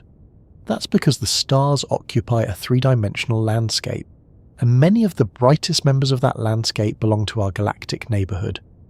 Let's begin with perhaps the most famous constellation connected to our journey, Orion. Even people with little interest in astronomy often recognize it. The three bright stars forming Orion's belt make it one of the easiest constellations to identify. During winter evenings in much of the world, Orion dominates the sky. It's bold, bright, difficult to miss, cult. Yet the stars making up Orion are not travelling together through space, nor are they located at similar distances. They simply appear that way from Earth. Take Betelgeuse. Betelgeuse is one of the most famous stars in astronomy. It's a red supergiant, a giant among giants. If placed where our Sun currently sits, its outer layers would extend far beyond the orbit of Mars. Some estimates suggest it might even approach Jupiter's orbit. The scale is difficult to grasp. Imagine replacing the Sun with a star so large that several planets disappear inside it. That's Betelgeuse. And despite its immense size, it sits hundreds of light years away. The light reaching your eyes tonight began its journey centuries ago. When that light left Betelgeuse, entire generations of people living on Earth had not yet been born. The star we see is history. Astronomy always involves looking backward through time. Betelgeuse is nearing the end of its life. Eventually it will explode as a supernova. Nobody knows exactly when. It could happen tomorrow. It could happen tens of thousands of years from now. Astronomically speaking, both possibilities are considered relatively soon. Fortunately, Betelgeuse is far enough away that such an explosion would create a spectacular sight without threatening Earth. Future humans, whenever they happen to witness it, may see a temporary star rivaling the brightness of the moon. Not a bad final performance. Nearby in the same constellation shines Rigel. Rigel offers a fascinating contrast to Betelgeuse. Where Betelgeuse glows red, Rigel shines blue-white. Where Betelgeuse is relatively cool for a star, Rigel burns extremely hot. The two stars represent very different paths through stellar evolution, yet from Earth they share the same constellation, the same celestial story. Human beings connected them long before anyone understood what stars actually were. Rigel is extraordinarily luminous, far brighter than the Sun. If Rigel occupied the Sun's position, life on Earth would become impossible almost instantly. The planet would not merely become warmer, the oceans themselves would not survive. Fortunately, nature prefers to place such stars at safe distances. Astronomy often reminds us that proximity matters a lot. Continuing through Orion, we encounter the stars forming Orion's belt. These stars are among the most recognizable objects in the night sky. Alnitak, Alnilam, and Mintaka appear neatly aligned from our perspective. The arrangement looks almost deliberate, yet these stars occupy different positions in space. They're separated by substantial distances. Again, perspective creates the illusion. The universe excels at producing convincing illusions. One reason Orion attracts so much attention is that it serves as a gateway to many nearby wonders. The Orion molecular cloud complex stretches across this region. Massive clouds of gas and dust fill the area. New stars continue forming. Some of the Orion Arm's most active stellar nurseries reside here. In a sense, Orion functions like a major metropolitan area within our local neighbourhood. Bright, busy, full of activity. But Orion isn't the only famous address in town. Let's travel a little farther. One of the nearest stellar neighbours to Earth is Alpha Centauri. Located just over 4 light-years away, Alpha Centauri represents the closest known stellar system to our own. If humanity ever sends an interstellar mission beyond the solar system, Alpha Centauri will likely be among the first destinations considered. The system actually contains multiple stars. Its most famous member, Proxima Centauri, currently holds the title of nearest known star beyond the Sun. Even then, the distance remains staggering. 4 light-years sounds manageable only because astronomy routinely discusses much larger numbers. In reality, it remains an enormous gulf. At today's spacecraft speeds, reaching Proxima Centauri would require tens of thousands of years. Our nearest neighbour remains astonishingly distant. Another familiar resident of the Orion Arm is Sirius. Sirius dominates the night sky. No other star appears brighter from Earth. Ancient civilizations across the world paid close attention to it. The ancient Egyptians associated Sirius with the flooding of the Nile. Other cultures incorporated it into navigation, mythology, and seasonal calendars. It's easy to understand why. Sirius practically demands attention. What many people don't realize is that Sirius isn't exceptionally large compared to some of the giants we've discussed. Its brilliance comes partly from proximity. At roughly 8.6 light-years away, Sirius is relatively nearby. Astronomically speaking, it's practically next door. Again, astronomy has an unusual definition of nearby. Another famous neighbour is Vega. Thousands of years ago, Vega occupied a special position in Earth's sky. Due to the slow wobble of Earth's rotational axis, known as precession, Vega once served as a pole star and will do so again in the distant future. The sky itself changes over long periods. Constellations evolve, pole stars come and go. Nothing remains perfectly fixed. The Orion Arm is constantly shifting. Human lifetimes simply aren't long enough to notice most of those changes directly. Among the most remarkable local groups is the Pleiades. We touched on the Pleiades earlier, but they deserve another visit. For thousands of years, people recognized this compact cluster. Stories emerged independently across cultures separated by oceans. The cluster appears in mythology from Greece, Japan, Australia, the Americas, and many other regions. Humanity noticed it almost everywhere. Perhaps that's because the Pleiades are genuinely beautiful, a tiny gathering of bright young stars shining together through space. Astronomers now know the cluster contains hundreds of members. What appears to the naked eye as a handful of stars is actually a much larger family. The Orion Arm contains many such stellar associations, groups born together, travelling together, slowly dispersing over time. Then there are the stars people rarely notice, not because they lack importance, simply because they're faint. Astronomy often teaches an important lesson. Brightness and significance are not the same thing. Some of the most scientifically important stars are invisible without telescopes. Many nearby red dwarfs fall into this category. Red dwarfs are small, cool stars. Individually, they seem unimpressive. Collectively, they dominate the galaxy. Most stars in the Milky Way are red dwarfs. The Orion Arm contains vast numbers of them. If alien civilizations exist nearby, statistically speaking, many may orbit such stars rather than bright giants like Sirius or Rigel. The neighbourhood is full of quiet residents. Not every important star announces itself dramatically. That's true in cities. It's true in galaxies. Another fascinating aspect of our local neighbourhood is the presence of stellar associations. These are loose groups of stars sharing common origins. Unlike tightly packed clusters, associations gradually spread out over time. Their members drift apart while retaining traces of their shared history. The Orion OB1 association is a famous example. This enormous grouping contains many of Orion's brightest stars. It's one of the nearest regions where massive stars have recently formed. The association spans hundreds of light years. Again, we encounter astronomical scales that challenge ordinary intuition. A single stellar group can stretch farther than many people imagine an entire constellation occupying. As our map of the Orion Arm improves, more neighbours continue appearing.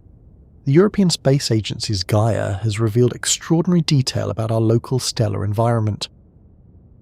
Astronomers now track the motions of stars with unprecedented precision. They're identifying ancient stellar streams, lost clusters, long-separated siblings. The neighbourhood is becoming richer and more detailed every year. What once seemed like a simple collection of bright stars now appears as a vast interconnected community. Millions of stars, countless worlds, nebulae, clusters, associations, clouds of gas, remnants of ancient explosions, all sharing the same region of the Milky Way. And perhaps that's the most remarkable realization of all.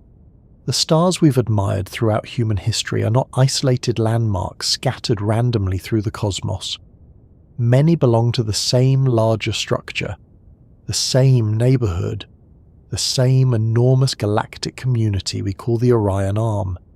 After spending time exploring the Orion Arm itself, it's easy to begin thinking of it as something enormous, and to be fair, it is enormous. A structure roughly 10,000 light-years long and several thousand light-years wide would dwarf almost anything else we can imagine. Light requires millennia to cross it. Millions of stars reside within it. Entire stellar nurseries, nebulae, and clusters call it home. By any ordinary standard, the Orion Arm is gigantic. Yet astronomy has a habit of introducing larger perspectives. Just when a structure starts feeling immense, the universe casually reveals something even bigger. The Orion Arm is no exception, because despite everything we've discussed so far, our neighbourhood remains only one part of a much larger city.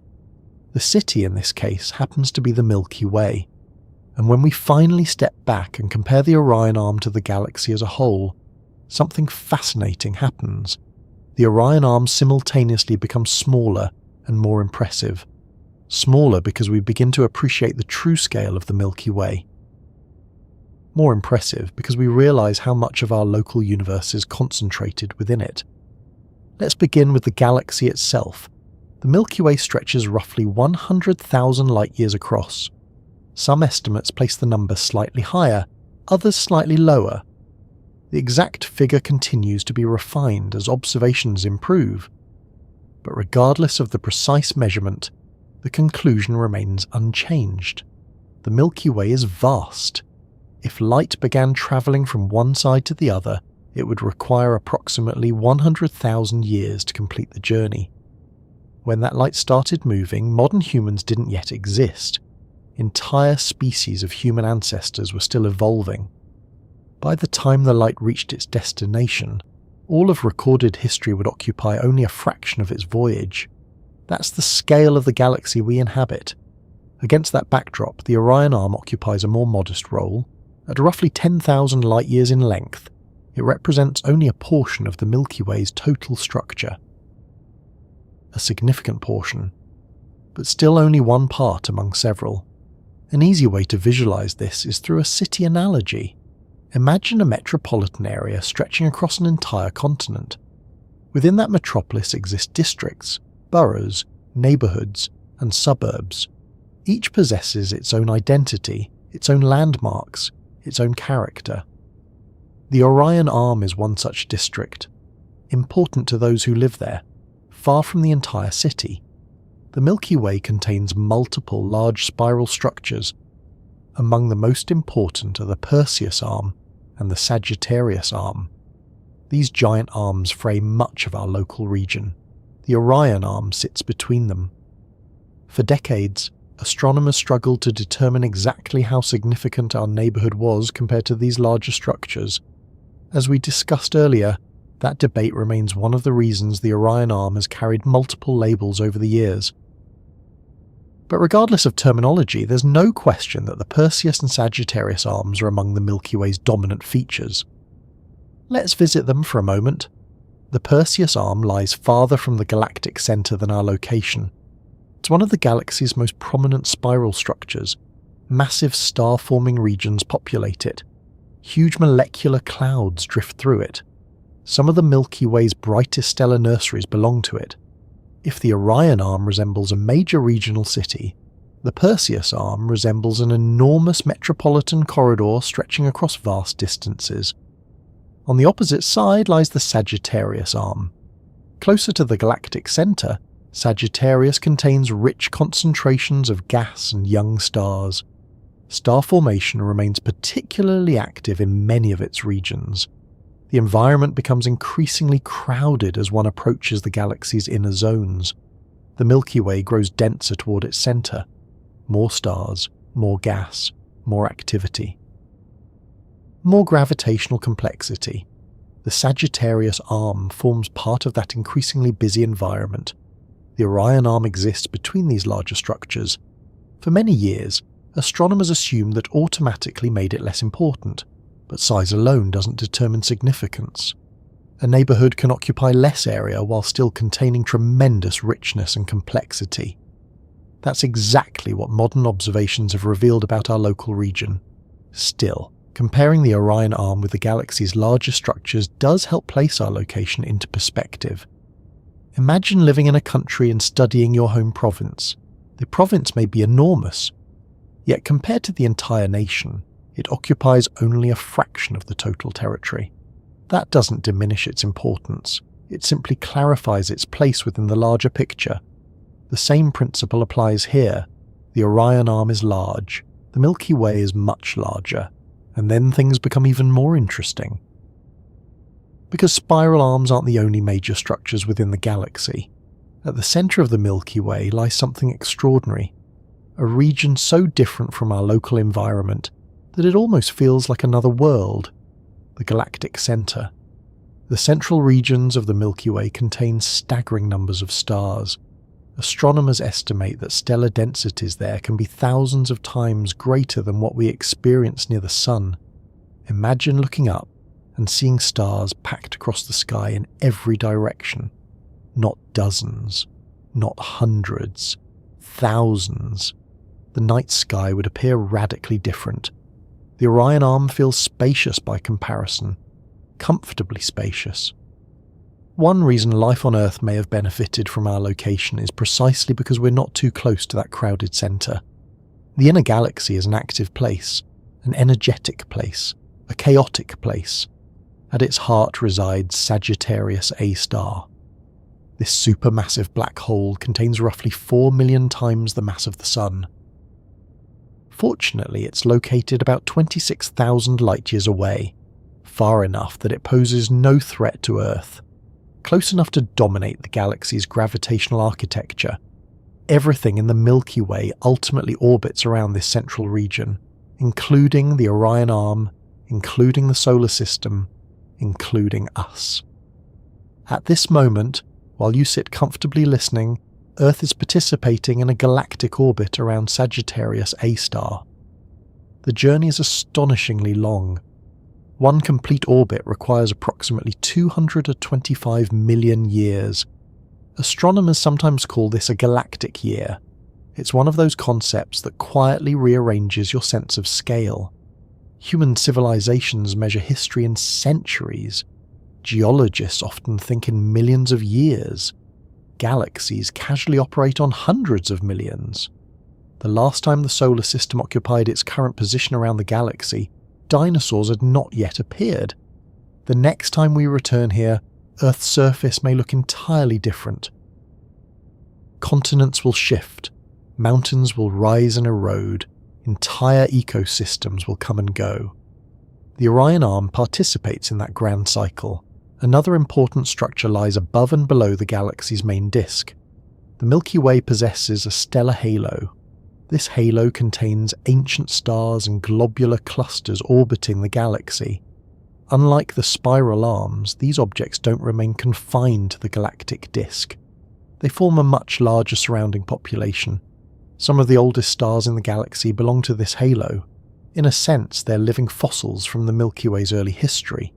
The Orion Arm occupies only one layer of a much more complicated system. As astronomers continue studying the galaxy, they discover additional structures, stellar streams, remnants of smaller galaxies absorbed by the Milky Way, vast clouds of gas, invisible distributions of dark matter. The galaxy resembles a city only up to a point. Beyond that comparison, it becomes something far stranger. A dynamic ecosystem evolving across billions of years. What makes the Orion Arm particularly interesting is that it sits in a relatively favourable location within this system. We're not buried in the crowded galactic centre. We're not isolated at the extreme edge. We're positioned somewhere in between, close enough to benefit from generations of stellar evolution, far enough to avoid some of the galaxy's more extreme environments. Again, this doesn't make our location special in a cosmic sense. It simply makes it interesting. The universe doesn't appear to arrange itself around our preferences, yet our neighbourhood turned out to be remarkably suitable for life. There's also a psychological aspect to this comparison. When people first learn about the Orion Arm, they often imagine it as the central feature of our galactic story. That's understandable. It's where we live. Naturally, it feels important. Then we compare it to the Perseus Arm, the Sagittarius Arm, the galactic centre. The full 100,000 light-year span of the Milky Way. And suddenly, our neighbourhood feels smaller. Yet something curious happens. At the same time, it begins feeling more real. We stop seeing the Orion Arm as an abstract concept. We start seeing it as a place, a specific district within a larger galaxy. A location with neighbours, boundaries, connections, relationships. The same way understanding your city helps you understand your neighbourhood. The larger context makes the local environment clearer. And despite being only one piece of the Milky Way, the Orion Arm remains an extraordinary piece. Millions of stars, thousands of light years, countless worlds, nebulae, clusters, clouds. A vast stellar community carrying the solar system through space. What exactly is our solar system doing inside this enormous structure? And how does our position within the Orion Arm change as the galaxy slowly evolves over hundreds of millions of years? Nothing in the Orion Arm stays still for very long. That statement may sound surprising because the night sky appears wonderfully stable. Orion rises where Orion has always risen. Familiar stars occupy familiar positions. The constellations seem permanent, almost fixed in place like decorations attached to the inside of a giant celestial dome. Yet that impression is one of the universe's most convincing illusions. The reality is very different. Every star you can see tonight is moving. Every cloud of gas is moving. Every cluster of stars is moving. The Orion Arm itself is moving. And perhaps most remarkable of all, the solar system is moving too. Right now. At this very moment. As you listen to these words, Earth is travelling through a vast river of stars. We don't feel it. We don't hear it. There are no vibrations beneath our feet, no sensation of acceleration, no cosmic wind rushing past the planet, yet the journey continues regardless. For most of human history, people naturally assumed Earth stood still. It certainly feels stationary. The ground beneath us appears solid and unmoving. The sun rises and sets. The stars drift across the sky. Everything seems to suggest that we occupy a fixed position while the universe moves around us. Astronomy gradually revealed the opposite. Earth rotates. Earth orbits the sun orbits the Milky Way, and the Milky Way itself moves through the universe. Once you begin adding these motions together, our supposedly stationary existence starts looking remarkably energetic. Let's start with the motion closest to home. Earth circles the sun at roughly 107,000 kilometers per hour. That is already faster than most people realize. At that speed, you could travel around Earth multiple times in a single hour. Yet even this impressive velocity is only one part of a much larger picture. The sun itself is moving through the Orion Arm, and it is moving very quickly. Current estimates suggest that the solar system travels around the center of the Milky Way at approximately 828,000 kilometers per hour. 828,000 kilometers every hour. The number is so large that it becomes difficult to appreciate. Imagine boarding an aircraft capable of such speed. You could travel from London to New York in seconds. You could cross continents almost instantly. You could circle Earth repeatedly before finishing a cup of tea. Yet despite this incredible velocity, the Milky Way is so enormous that the solar system still requires roughly 225 million years to complete a single orbit around the galaxy. This is one of astronomy's favourite reminders. Big numbers only make sense relative to other big numbers. The solar system moves incredibly fast. The galaxy is even bigger. The result is a journey lasting hundreds of millions of years. Astronomers sometimes call this a galactic year. It's a useful concept because it helps place Earth's history into a larger cosmic context. For example, the dinosaurs appeared during a different stage of our galactic orbit. The continents occupied different positions. The climate was different. The stars overhead looked slightly different. The solar system itself occupied a different location within the Milky Way. Everything was familiar. Everything was different. One complete galactic orbit covers such immense spans of time that entire eras of life on Earth come and go during a single journey. The last time Earth occupied approximately its current location within the galaxy, complex animals were only beginning to flourish in the oceans. That was hundreds of millions of years ago. The next time we return here, assuming humanity still exists in some form, Earth will likely be almost unrecognizable. Mountain ranges will have changed, oceans may have shifted, entire species will have appeared and vanished. The Orion Arm measures time differently than we do. Human civilization thinks in decades and centuries. Galaxies think in millions and billions of years. One reason these motions remained hidden for so long is that everything nearby shares the journey. Imagine sitting inside a smoothly moving train. If the ride is stable, you don't feel the train's speed.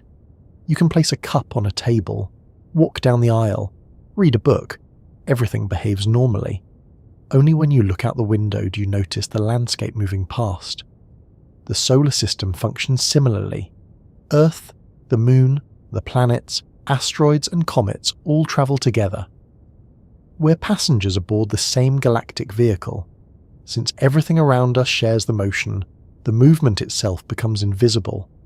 Astronomy acts as the window. It reveals the larger journey. As astronomers began measuring stellar motions more accurately, they discovered something fascinating. The stars around us are not travelling in perfectly organised formations. They're more like individual travellers sharing the same general highway. Each star possesses its own velocity, its own orbit, its own destination. The Orion Arm resembles a crowded river rather than a rigid structure. Stars drift through it. Some move faster, some move slower. Some travel slightly inward toward the galactic centre. Others drift outward. The overall pattern remains recognisable, but the individual participants continuously change. This is one reason the Orion Arm cannot be viewed as a fixed object. The stars we see today were not necessarily our neighbours millions of years ago. Future stars will replace them. The neighbourhood evolves. Imagine visiting the same city every 1,000 years. Many streets would remain. The general layout might survive.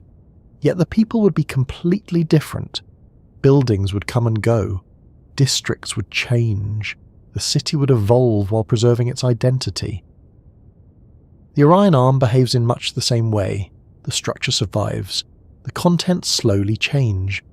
Some of the most dramatic examples involve stellar associations. These are groups of stars born together from the same giant cloud of gas. Initially, they remain clustered. Over time, however, gravity and orbital motion gradually pull them apart. The stars disperse throughout the galaxy. What began as a tightly connected family becomes a loosely scattered population. Astronomers sometimes identify these ancient families by studying stellar motions. Even after hundreds of millions of years, traces of their shared origin can survive. It's a little like reconstructing an ancient family tree using clues scattered across an entire continent. The stars carry memories of their birthplaces. The European Space Agency's Gaia has revolutionized this field. Gaia doesn't merely measure where stars are, it measures how they're moving. Those measurements allow astronomers to reconstruct the dynamic history of the Milky Way. The results have been extraordinary. Ancient stellar streams have been identified. Long-lost clusters have been reconstructed. Previously invisible patterns have emerged. The galaxy has become less like a static photograph and more like a living documentary. Every star tells part of a larger story. The Sun tells one too. Our star is approximately 4.6 billion years old. During that time, it has completed roughly 20 or so orbits around the Milky Way. 20. That might sound surprisingly small. After all, 4.6 billion years feels unimaginably ancient. Yet galactic orbits take so long that even the Sun has completed only a few dozen of them. This realization often surprises people. We tend to think of stars as permanent features, ancient, unchanging. In reality, stars are travelers. The Sun has spent billions of years wandering through different regions of the galaxy. It has encountered different stellar populations, passed through different environments, experienced changing galactic scenery, and throughout all of it, the Orion Arm itself has evolved. One particularly intriguing question concerns where the Sun was born. Astronomers strongly suspect that our star did not originate exactly where it is today. Over billions of years, stars can migrate through the galaxy. Small gravitational interactions accumulate. Orbital paths shift. Gradually, stars drift away from their original birthplaces. The Sun may have formed closer to the galactic centre, or perhaps farther away. The evidence remains incomplete. Researchers continue investigating the possibility. What seems increasingly likely is that the solar system has not remained fixed within a single location throughout its entire history. We're long-distance travellers. We've simply been moving very slowly from a human perspective. Another fascinating consequence of galactic motion involves the night sky itself. Constellations feel permanent because human lives are short. Extend your viewpoint far enough, however, and the familiar patterns begin dissolving. Stars move. The shapes change. Orion's famous outline gradually distorts. The Big Dipper transforms. Every constellation eventually becomes unrecognizable. Given enough time, the night sky of the future will look dramatically different. Future astronomers may inherit completely new constellations. Ancient patterns will survive only in historical records. The sky evolves along with everything else. Fortunately, these changes occur slowly. Extremely slowly. No one listening tonight needs to worry about Orion wandering off before morning. The transformations require thousands and millions of years. Galaxies are patient. Very patient. Even larger motions occur beyond the Orion Arm itself.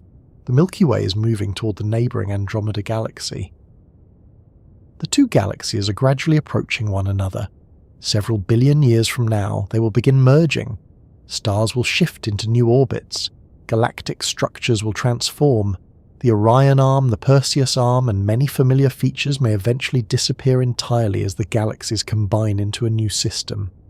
This sounds dramatic, and in a sense it is.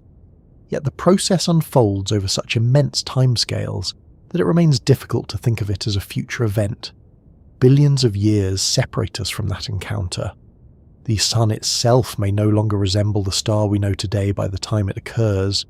Still, the future collision serves as another reminder. Nothing in the universe remains unchanged forever. Not stars, not planets, not galaxies, not even spiral arms. The Orion Arm is part of an ongoing story, a temporary arrangement of stars and gas participating in larger galactic processes. Temporary on cosmic timescales, at least. From our perspective, it feels permanent. And perhaps that's enough. After all, permanence is often a matter of perspective. A mountain seems permanent to a person. A galaxy seems permanent to a civilization. The universe simply works with larger clocks. As our understanding of these motions improves, one thing becomes increasingly clear. The Orion Arm is not merely a place, it's a journey. A river of stars flowing through the Milky Way. A moving neighbourhood carrying the solar system across immense distances. Step outside on a clear night and the Orion Arm feels enormous. By now we've crossed thousands of light years in our imagination. We've visited stellar nurseries, giant stars, open clusters, and moving rivers of suns. We've watched the solar system drift through its local neighbourhood and seen how even the stars overhead are quietly changing over millions of years. Yet an interesting thing happens when astronomers continue zooming outward. The Orion Arm begins to shrink, not because it becomes less important. Not because it becomes less impressive, but because a larger picture starts coming into focus. It's a bit like standing in your hometown and believing it occupies a significant portion of the world. Then you look at a map of your country. Suddenly your town becomes one dot among many. Then you look at a globe. The country itself becomes only one piece of a much larger planet. The Orion Arm experiences a similar transformation. The farther outward we travel, the more clearly we see the immense architecture surrounding it. And that architecture is extraordinary. The Milky Way is not simply a collection of spiral arms wrapped around a centre. It is a vast, layered structure assembled over billions of years. Stars, gas, dust, dark matter, ancient clusters, stellar streams, invisible gravitational scaffolding, all working together to create the galaxy we call home. Let's begin by stepping back from our local neighbourhood. Imagine rising above the Orion Arm, higher, farther. The stars around us begin blending together. Nebulae shrink. Clusters become tiny points of light. The familiar landmarks disappear into a larger pattern. Gradually, the Orion Arm reveals its position within the Milky Way. To one side lies the Perseus Arm. To the other lies the Sagittarius Arm. Together, these enormous structures help define the galaxy's overall appearance. The distances separating them are immense. Thousands of light years. Vast oceans of stars and gas. Yet compared to the Milky Way as a whole, they remain parts of a larger system. One of the most surprising discoveries about spiral galaxies is that their arms are not arranged with perfect symmetry. When people first imagine a spiral galaxy, they often picture something neat and orderly, perhaps like a pinwheel or a perfectly designed spiral staircase.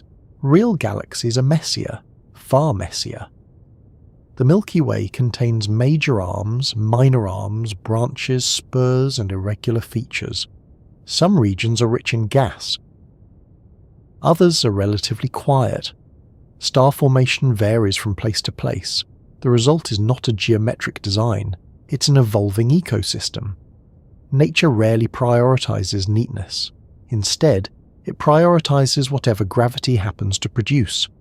This becomes especially obvious when astronomers compare the Milky Way to other galaxies.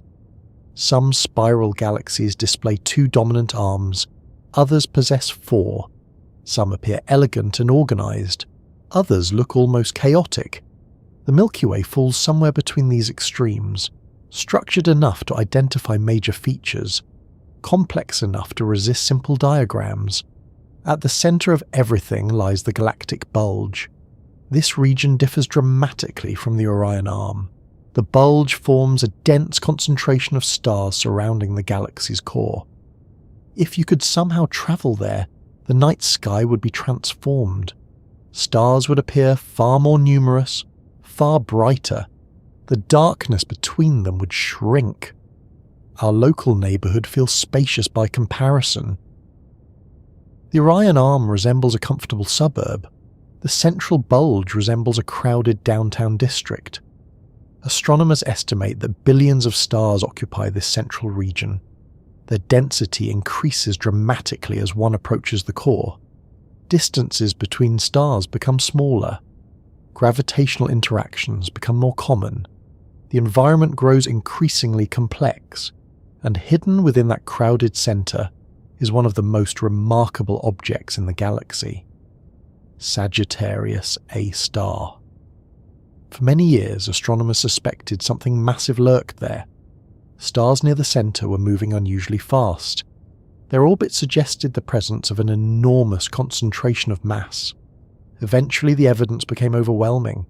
The Milky Way contains a supermassive black hole, roughly 4 million times the mass of the Sun. Fortunately, Sagittarius A star resides about 26,000 light-years from Earth, far enough away to remain harmless, close enough to dominate the galaxy's central gravitational environment. Everything in the Milky Way ultimately dances around this region: the Orion Arm, the Perseus Arm, the Sagittarius Arm, the Solar System. Every star participates in the larger choreography. The black hole itself often captures public attention. Yet in some ways, this surrounding bulge is equally fascinating. Many of its stars are ancient. Some formed billions of years ago, during the galaxy's earliest history. When we study the bulge, we're looking into the Milky Way's past. The region acts almost like a historical archive. The Orion Arm, by contrast, contains many younger stellar populations, more ongoing star formation, more active stellar nurseries. The difference helps astronomers reconstruct how the galaxy evolved over time. The Milky Way is not the same everywhere. Different regions preserve different chapters of its story. Moving outward from the central bulge, another structure becomes apparent: a bar. Not a bar serving drinks, unfortunately. Though astronomers working long nights might occasionally appreciate one. This galactic bar is an elongated concentration of stars stretching across the inner galaxy. The Milky Way belongs to a category known as barred spiral galaxies. That means its spiral arms emerge from a central bar-shaped structure, rather than from a perfectly round core. For decades, astronomers debated whether our galaxy actually contained such a bar. Observations eventually confirmed it. Today, the Milky Way is understood to possess a substantial central bar extending thousands of light-years. This discovery helped explain many features of galactic structure. The bar influences the movement of stars and gas. It helps shape spiral patterns. It contributes to the larger architecture surrounding the Orion Arm. Without it, the galaxy might look very different. Yet even these enormous structures represent only part of the Milky Way. Beyond the visible disk lies something far larger, the galactic halo. The halo is difficult to visualize because it doesn't resemble the familiar spiral pattern. Instead, it surrounds the galaxy, a vast spherical region extending far above and below the disk.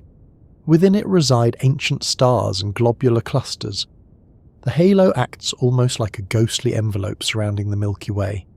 Many of its stars are extremely old, older than the Sun, older than the Orion Arm as we know it.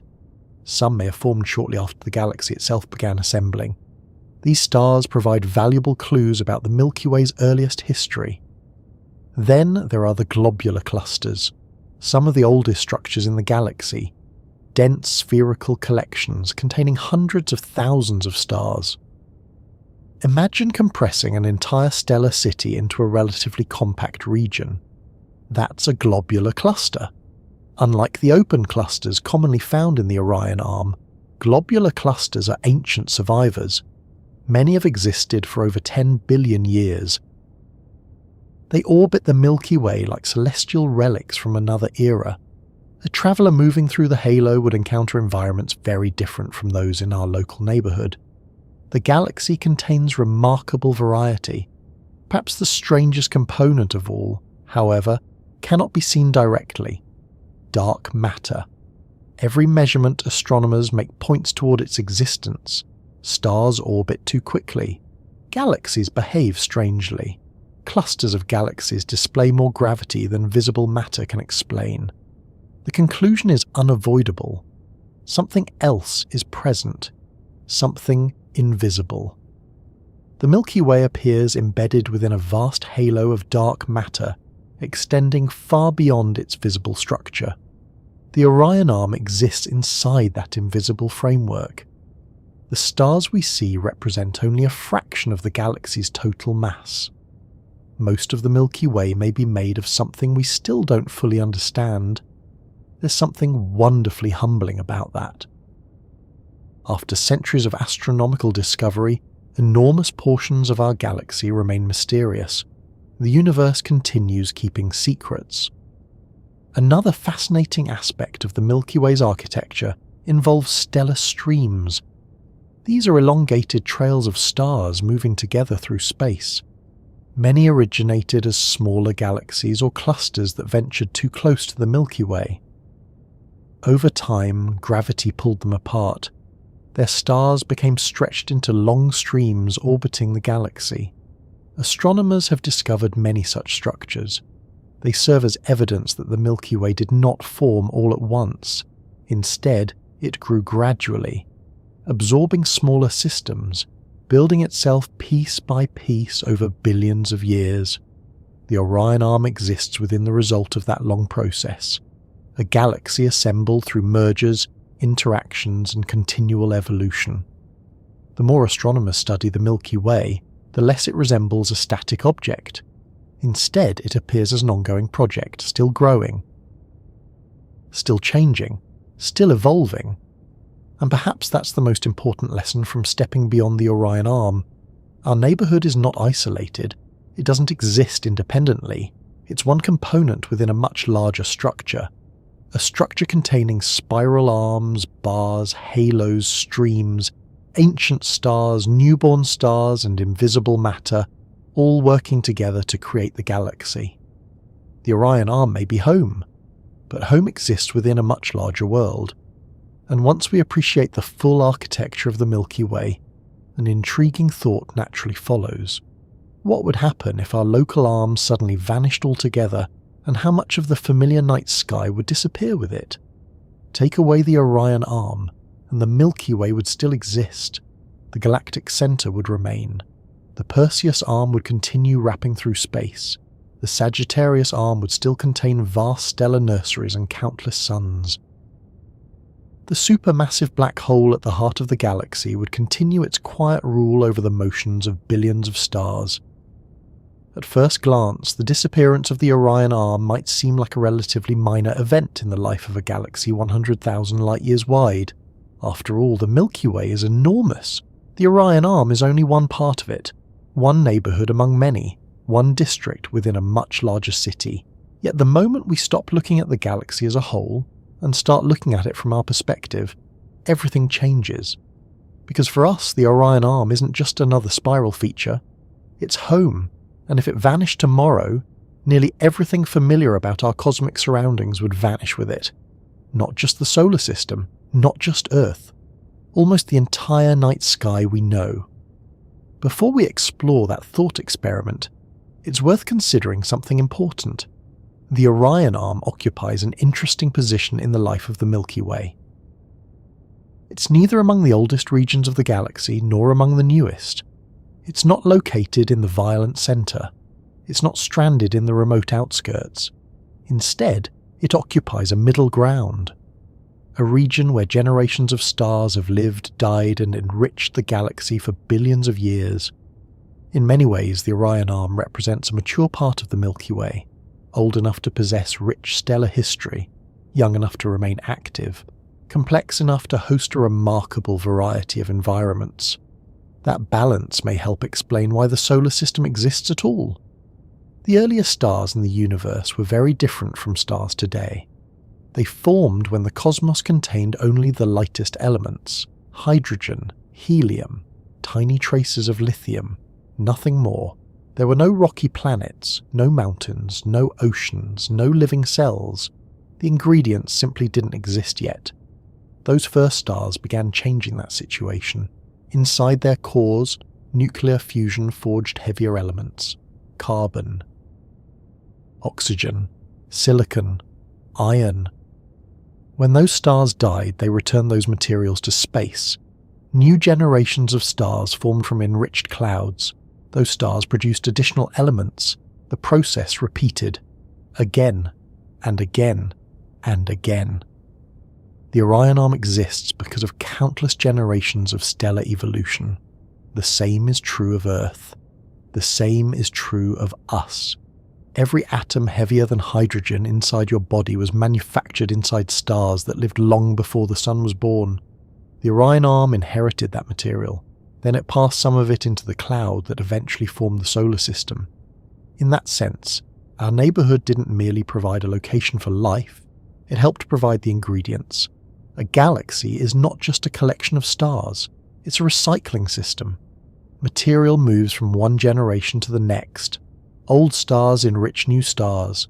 New stars create future possibilities. The Orion Arm participates fully in that cycle. Across its thousands of light years, stellar nurseries continue creating new suns. Massive stars continue influencing surrounding regions. Clouds continue evolving. The neighbourhood remains active, even after billions of years.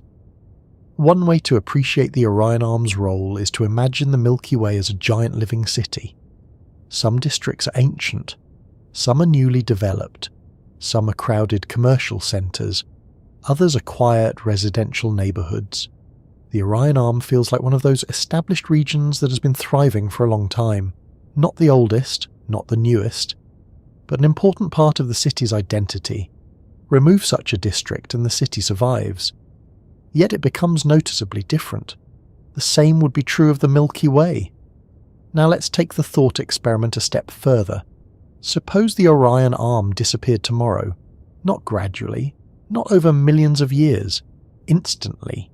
One moment it exists, the next moment it's gone. Obviously this cannot actually happen. Galaxies don't work that way. Spiral arms evolve slowly. Stars move gradually. Nothing vanishes overnight. But thought experiments allow us to understand the importance of things by imagining their absence. So let's proceed. The first consequence is immediate. The solar system disappears. Earth disappears. Humanity disappears. Every planet orbiting every star within the Orion Arm disappears. The reason is simple. We are part of the Orion Arm. Remove the structure and you remove its contents. The thought experiment ends rather abruptly for us. Still, imagine for a moment that some observer elsewhere in the galaxy survives to witness the event. What would they see? The answer is extraordinary. Millions of stars would vanish. Entire stellar associations would disappear. Nebulae would cease to exist. Star-forming regions would be erased. a substantial section of the Milky Way's visible structure would suddenly be missing. The galaxy would look wounded, not destroyed, but altered. A noticeable portion of its architecture would be gone. The effect would be especially dramatic because spiral arms help define a galaxy's appearance. Even though the Orion Arm is not the largest arm in the Milky Way, it contributes meaningfully to the overall structure. Its removal would leave a visible gap. The galaxy would become less rich, less populated, less complete. Now let's think about the night sky. This is where the thought experiment becomes surprisingly personal. Many of the stars humans have admired throughout history belong to our local neighbourhood. Not all of them, certainly, but a remarkable number. The familiar stars of Orion, nearby bright stars, many local clusters, many nearby nebulae. Much of the scenery defining the night sky from Earth exists because we occupy this particular region of the galaxy. Remove the Orion Arm and those landmarks disappear. The sky becomes unfamiliar. Constellations break apart. Patterns vanish. Generations of mythology lose their celestial anchors.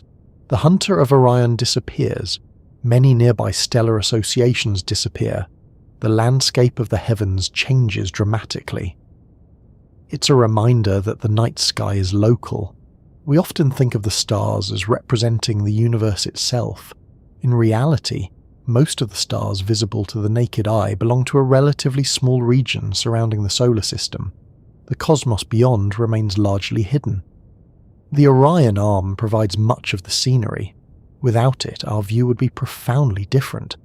There is another consequence as well. The Milky Way would lose an active region of star formation. Nebulae like the Orion Nebula would disappear. Future generations of stars would never form there. Future planets would never emerge. Future possibilities would vanish before they had a chance to exist. Astronomy often focuses on what currently exists. Yet galaxies are also factories of the future. Every molecular cloud contains unrealized stars. Potential worlds, potential histories. Removing the Orion Arm would erase not only present objects but future ones as well. Millions or perhaps billions of future planetary systems might never come into existence. The loss would echo forward through time. Fortunately, reality works differently. The Orion Arm is not disappearing. If anything, it continues evolving as it has for billions of years. Stars continue forming. Stars continue dying. Material continues circulating. The neighbourhood remains alive with activity. And that activity reveals something important about the life of the galaxy itself. The Milky Way is not finished. When people see images of galaxies, they sometimes imagine completed structures, stable objects, permanent arrangements. The truth is far more dynamic. Galaxies are ongoing processes. The Milky Way today differs from the Milky Way of 5 billion years ago. The Milky Way 5 billion years from now will differ again. The Orion Arm participates in that evolution. It is both a product of the galaxy's history and a contributor to its future. The stars forming there today may influence future generations of stars, future clouds, future planetary systems. The cycle never truly stops. Even the sun is part of that story. One day, billions of years from now, our star will exhaust the hydrogen in its core. It will expand, transform, eventually shed material back into space. Some of that material may become part of future clouds, future stars, future worlds. The atoms making up Earth today may one day participate in entirely new cosmic environments. The Orion Arm connects past and future through this continual recycling. Nothing is wasted. Everything changes form. The galaxy grows richer through repetition. That's one reason astronomers sometimes describe galaxies as ecosystems.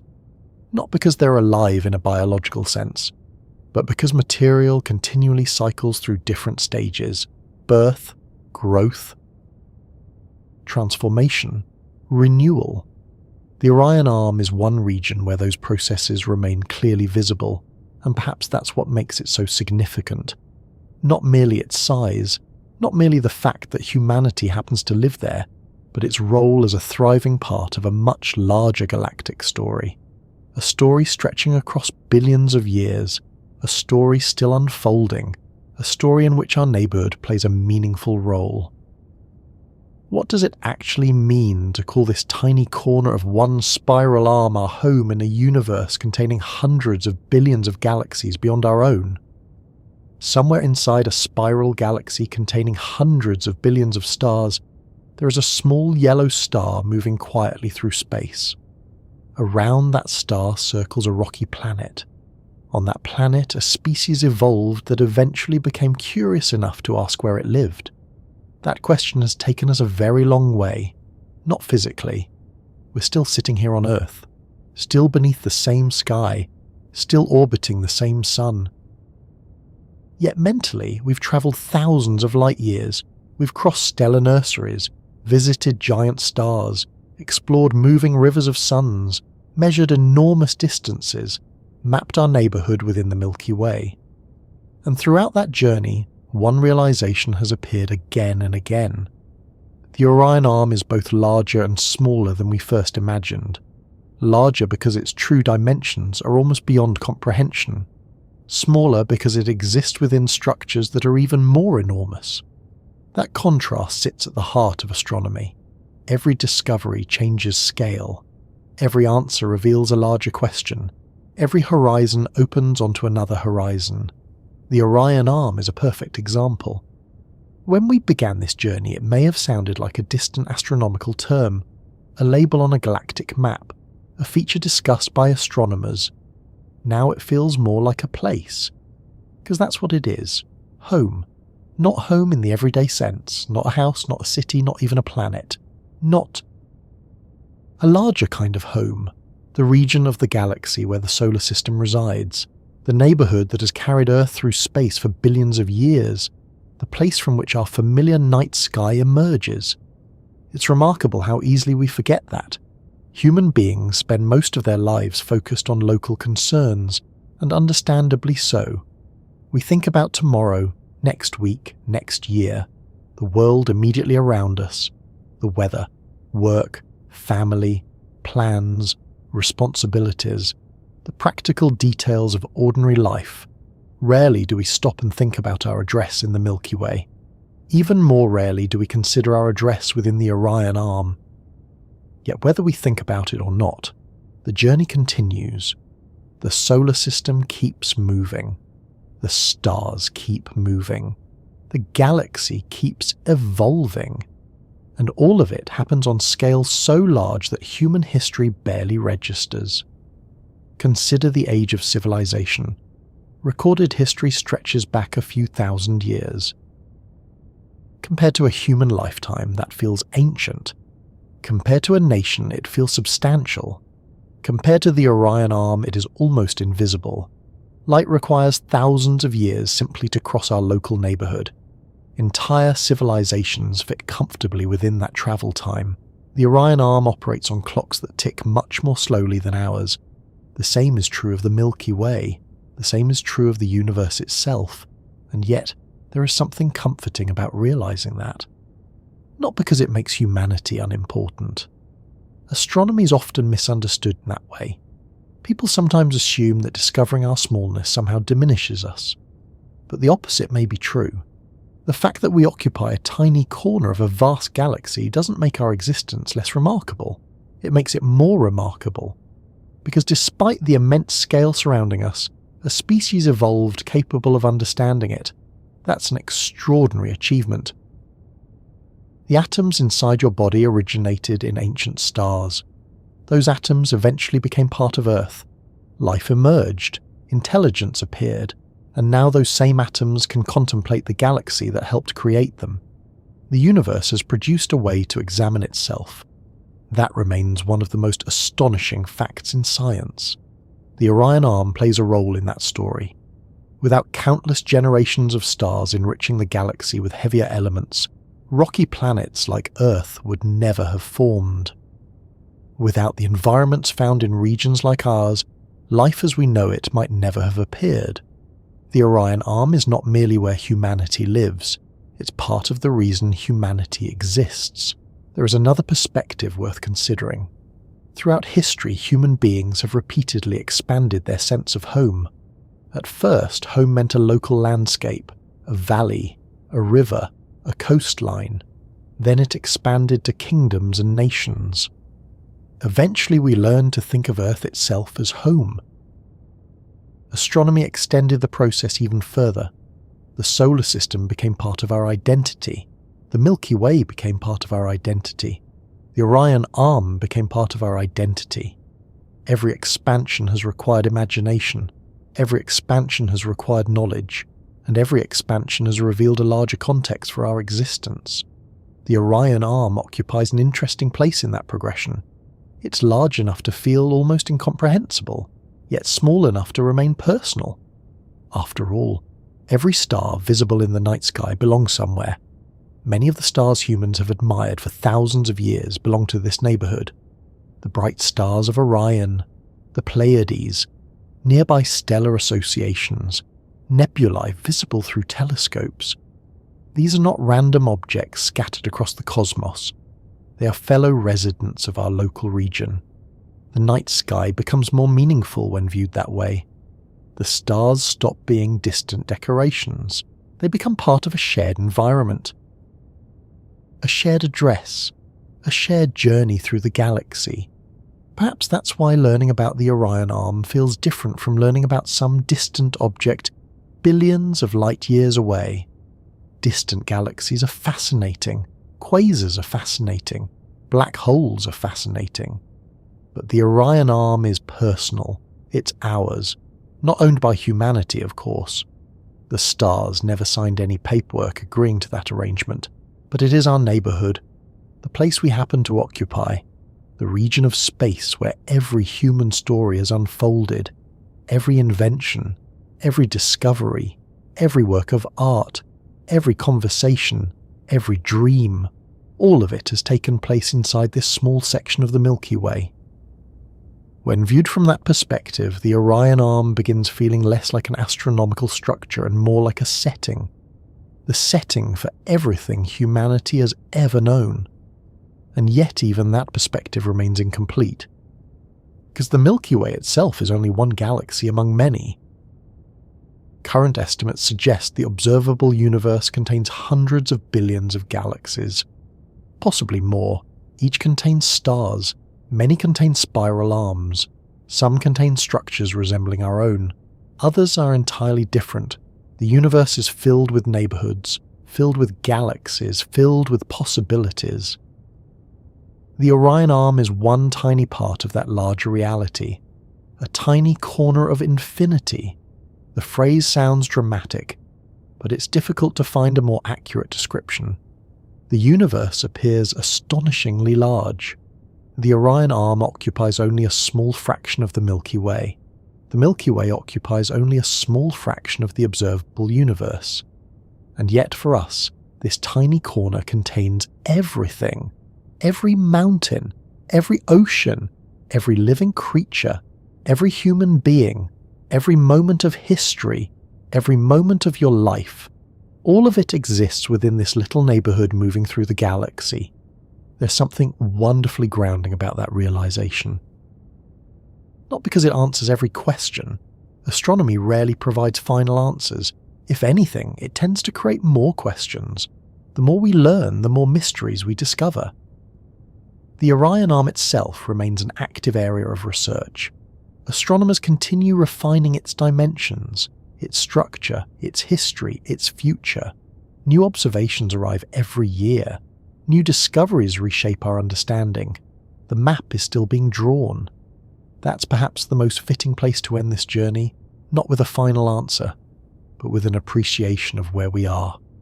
Because tonight's question was never really about measurements alone. Yes, we've learned that the Orion Arm stretches roughly 10,000 light-years in length. Yes, we've explored its stars, nebulae, and moving populations. Yes, we've compared it to the larger structures of the Milky Way. But beneath all those facts lies a simpler idea. We wanted to know where home is, and now we do. Home is Earth. Earth orbits the Sun. The Sun belongs to the solar system. The solar system drifts through the Orion Arm. The Orion Arm winds through the Milky Way. The Milky Way moves through a universe far larger than human imagination ever expected. And somewhere along that journey, on a small planet orbiting a modest star, people occasionally look up at the night sky and wonder where they are. The answer, it turns out, is both simple and extraordinary. We're here, in a vast river of stars, inside a small neighbourhood of a spiral galaxy, travelling together through space, calling this tiny corner of infinity home.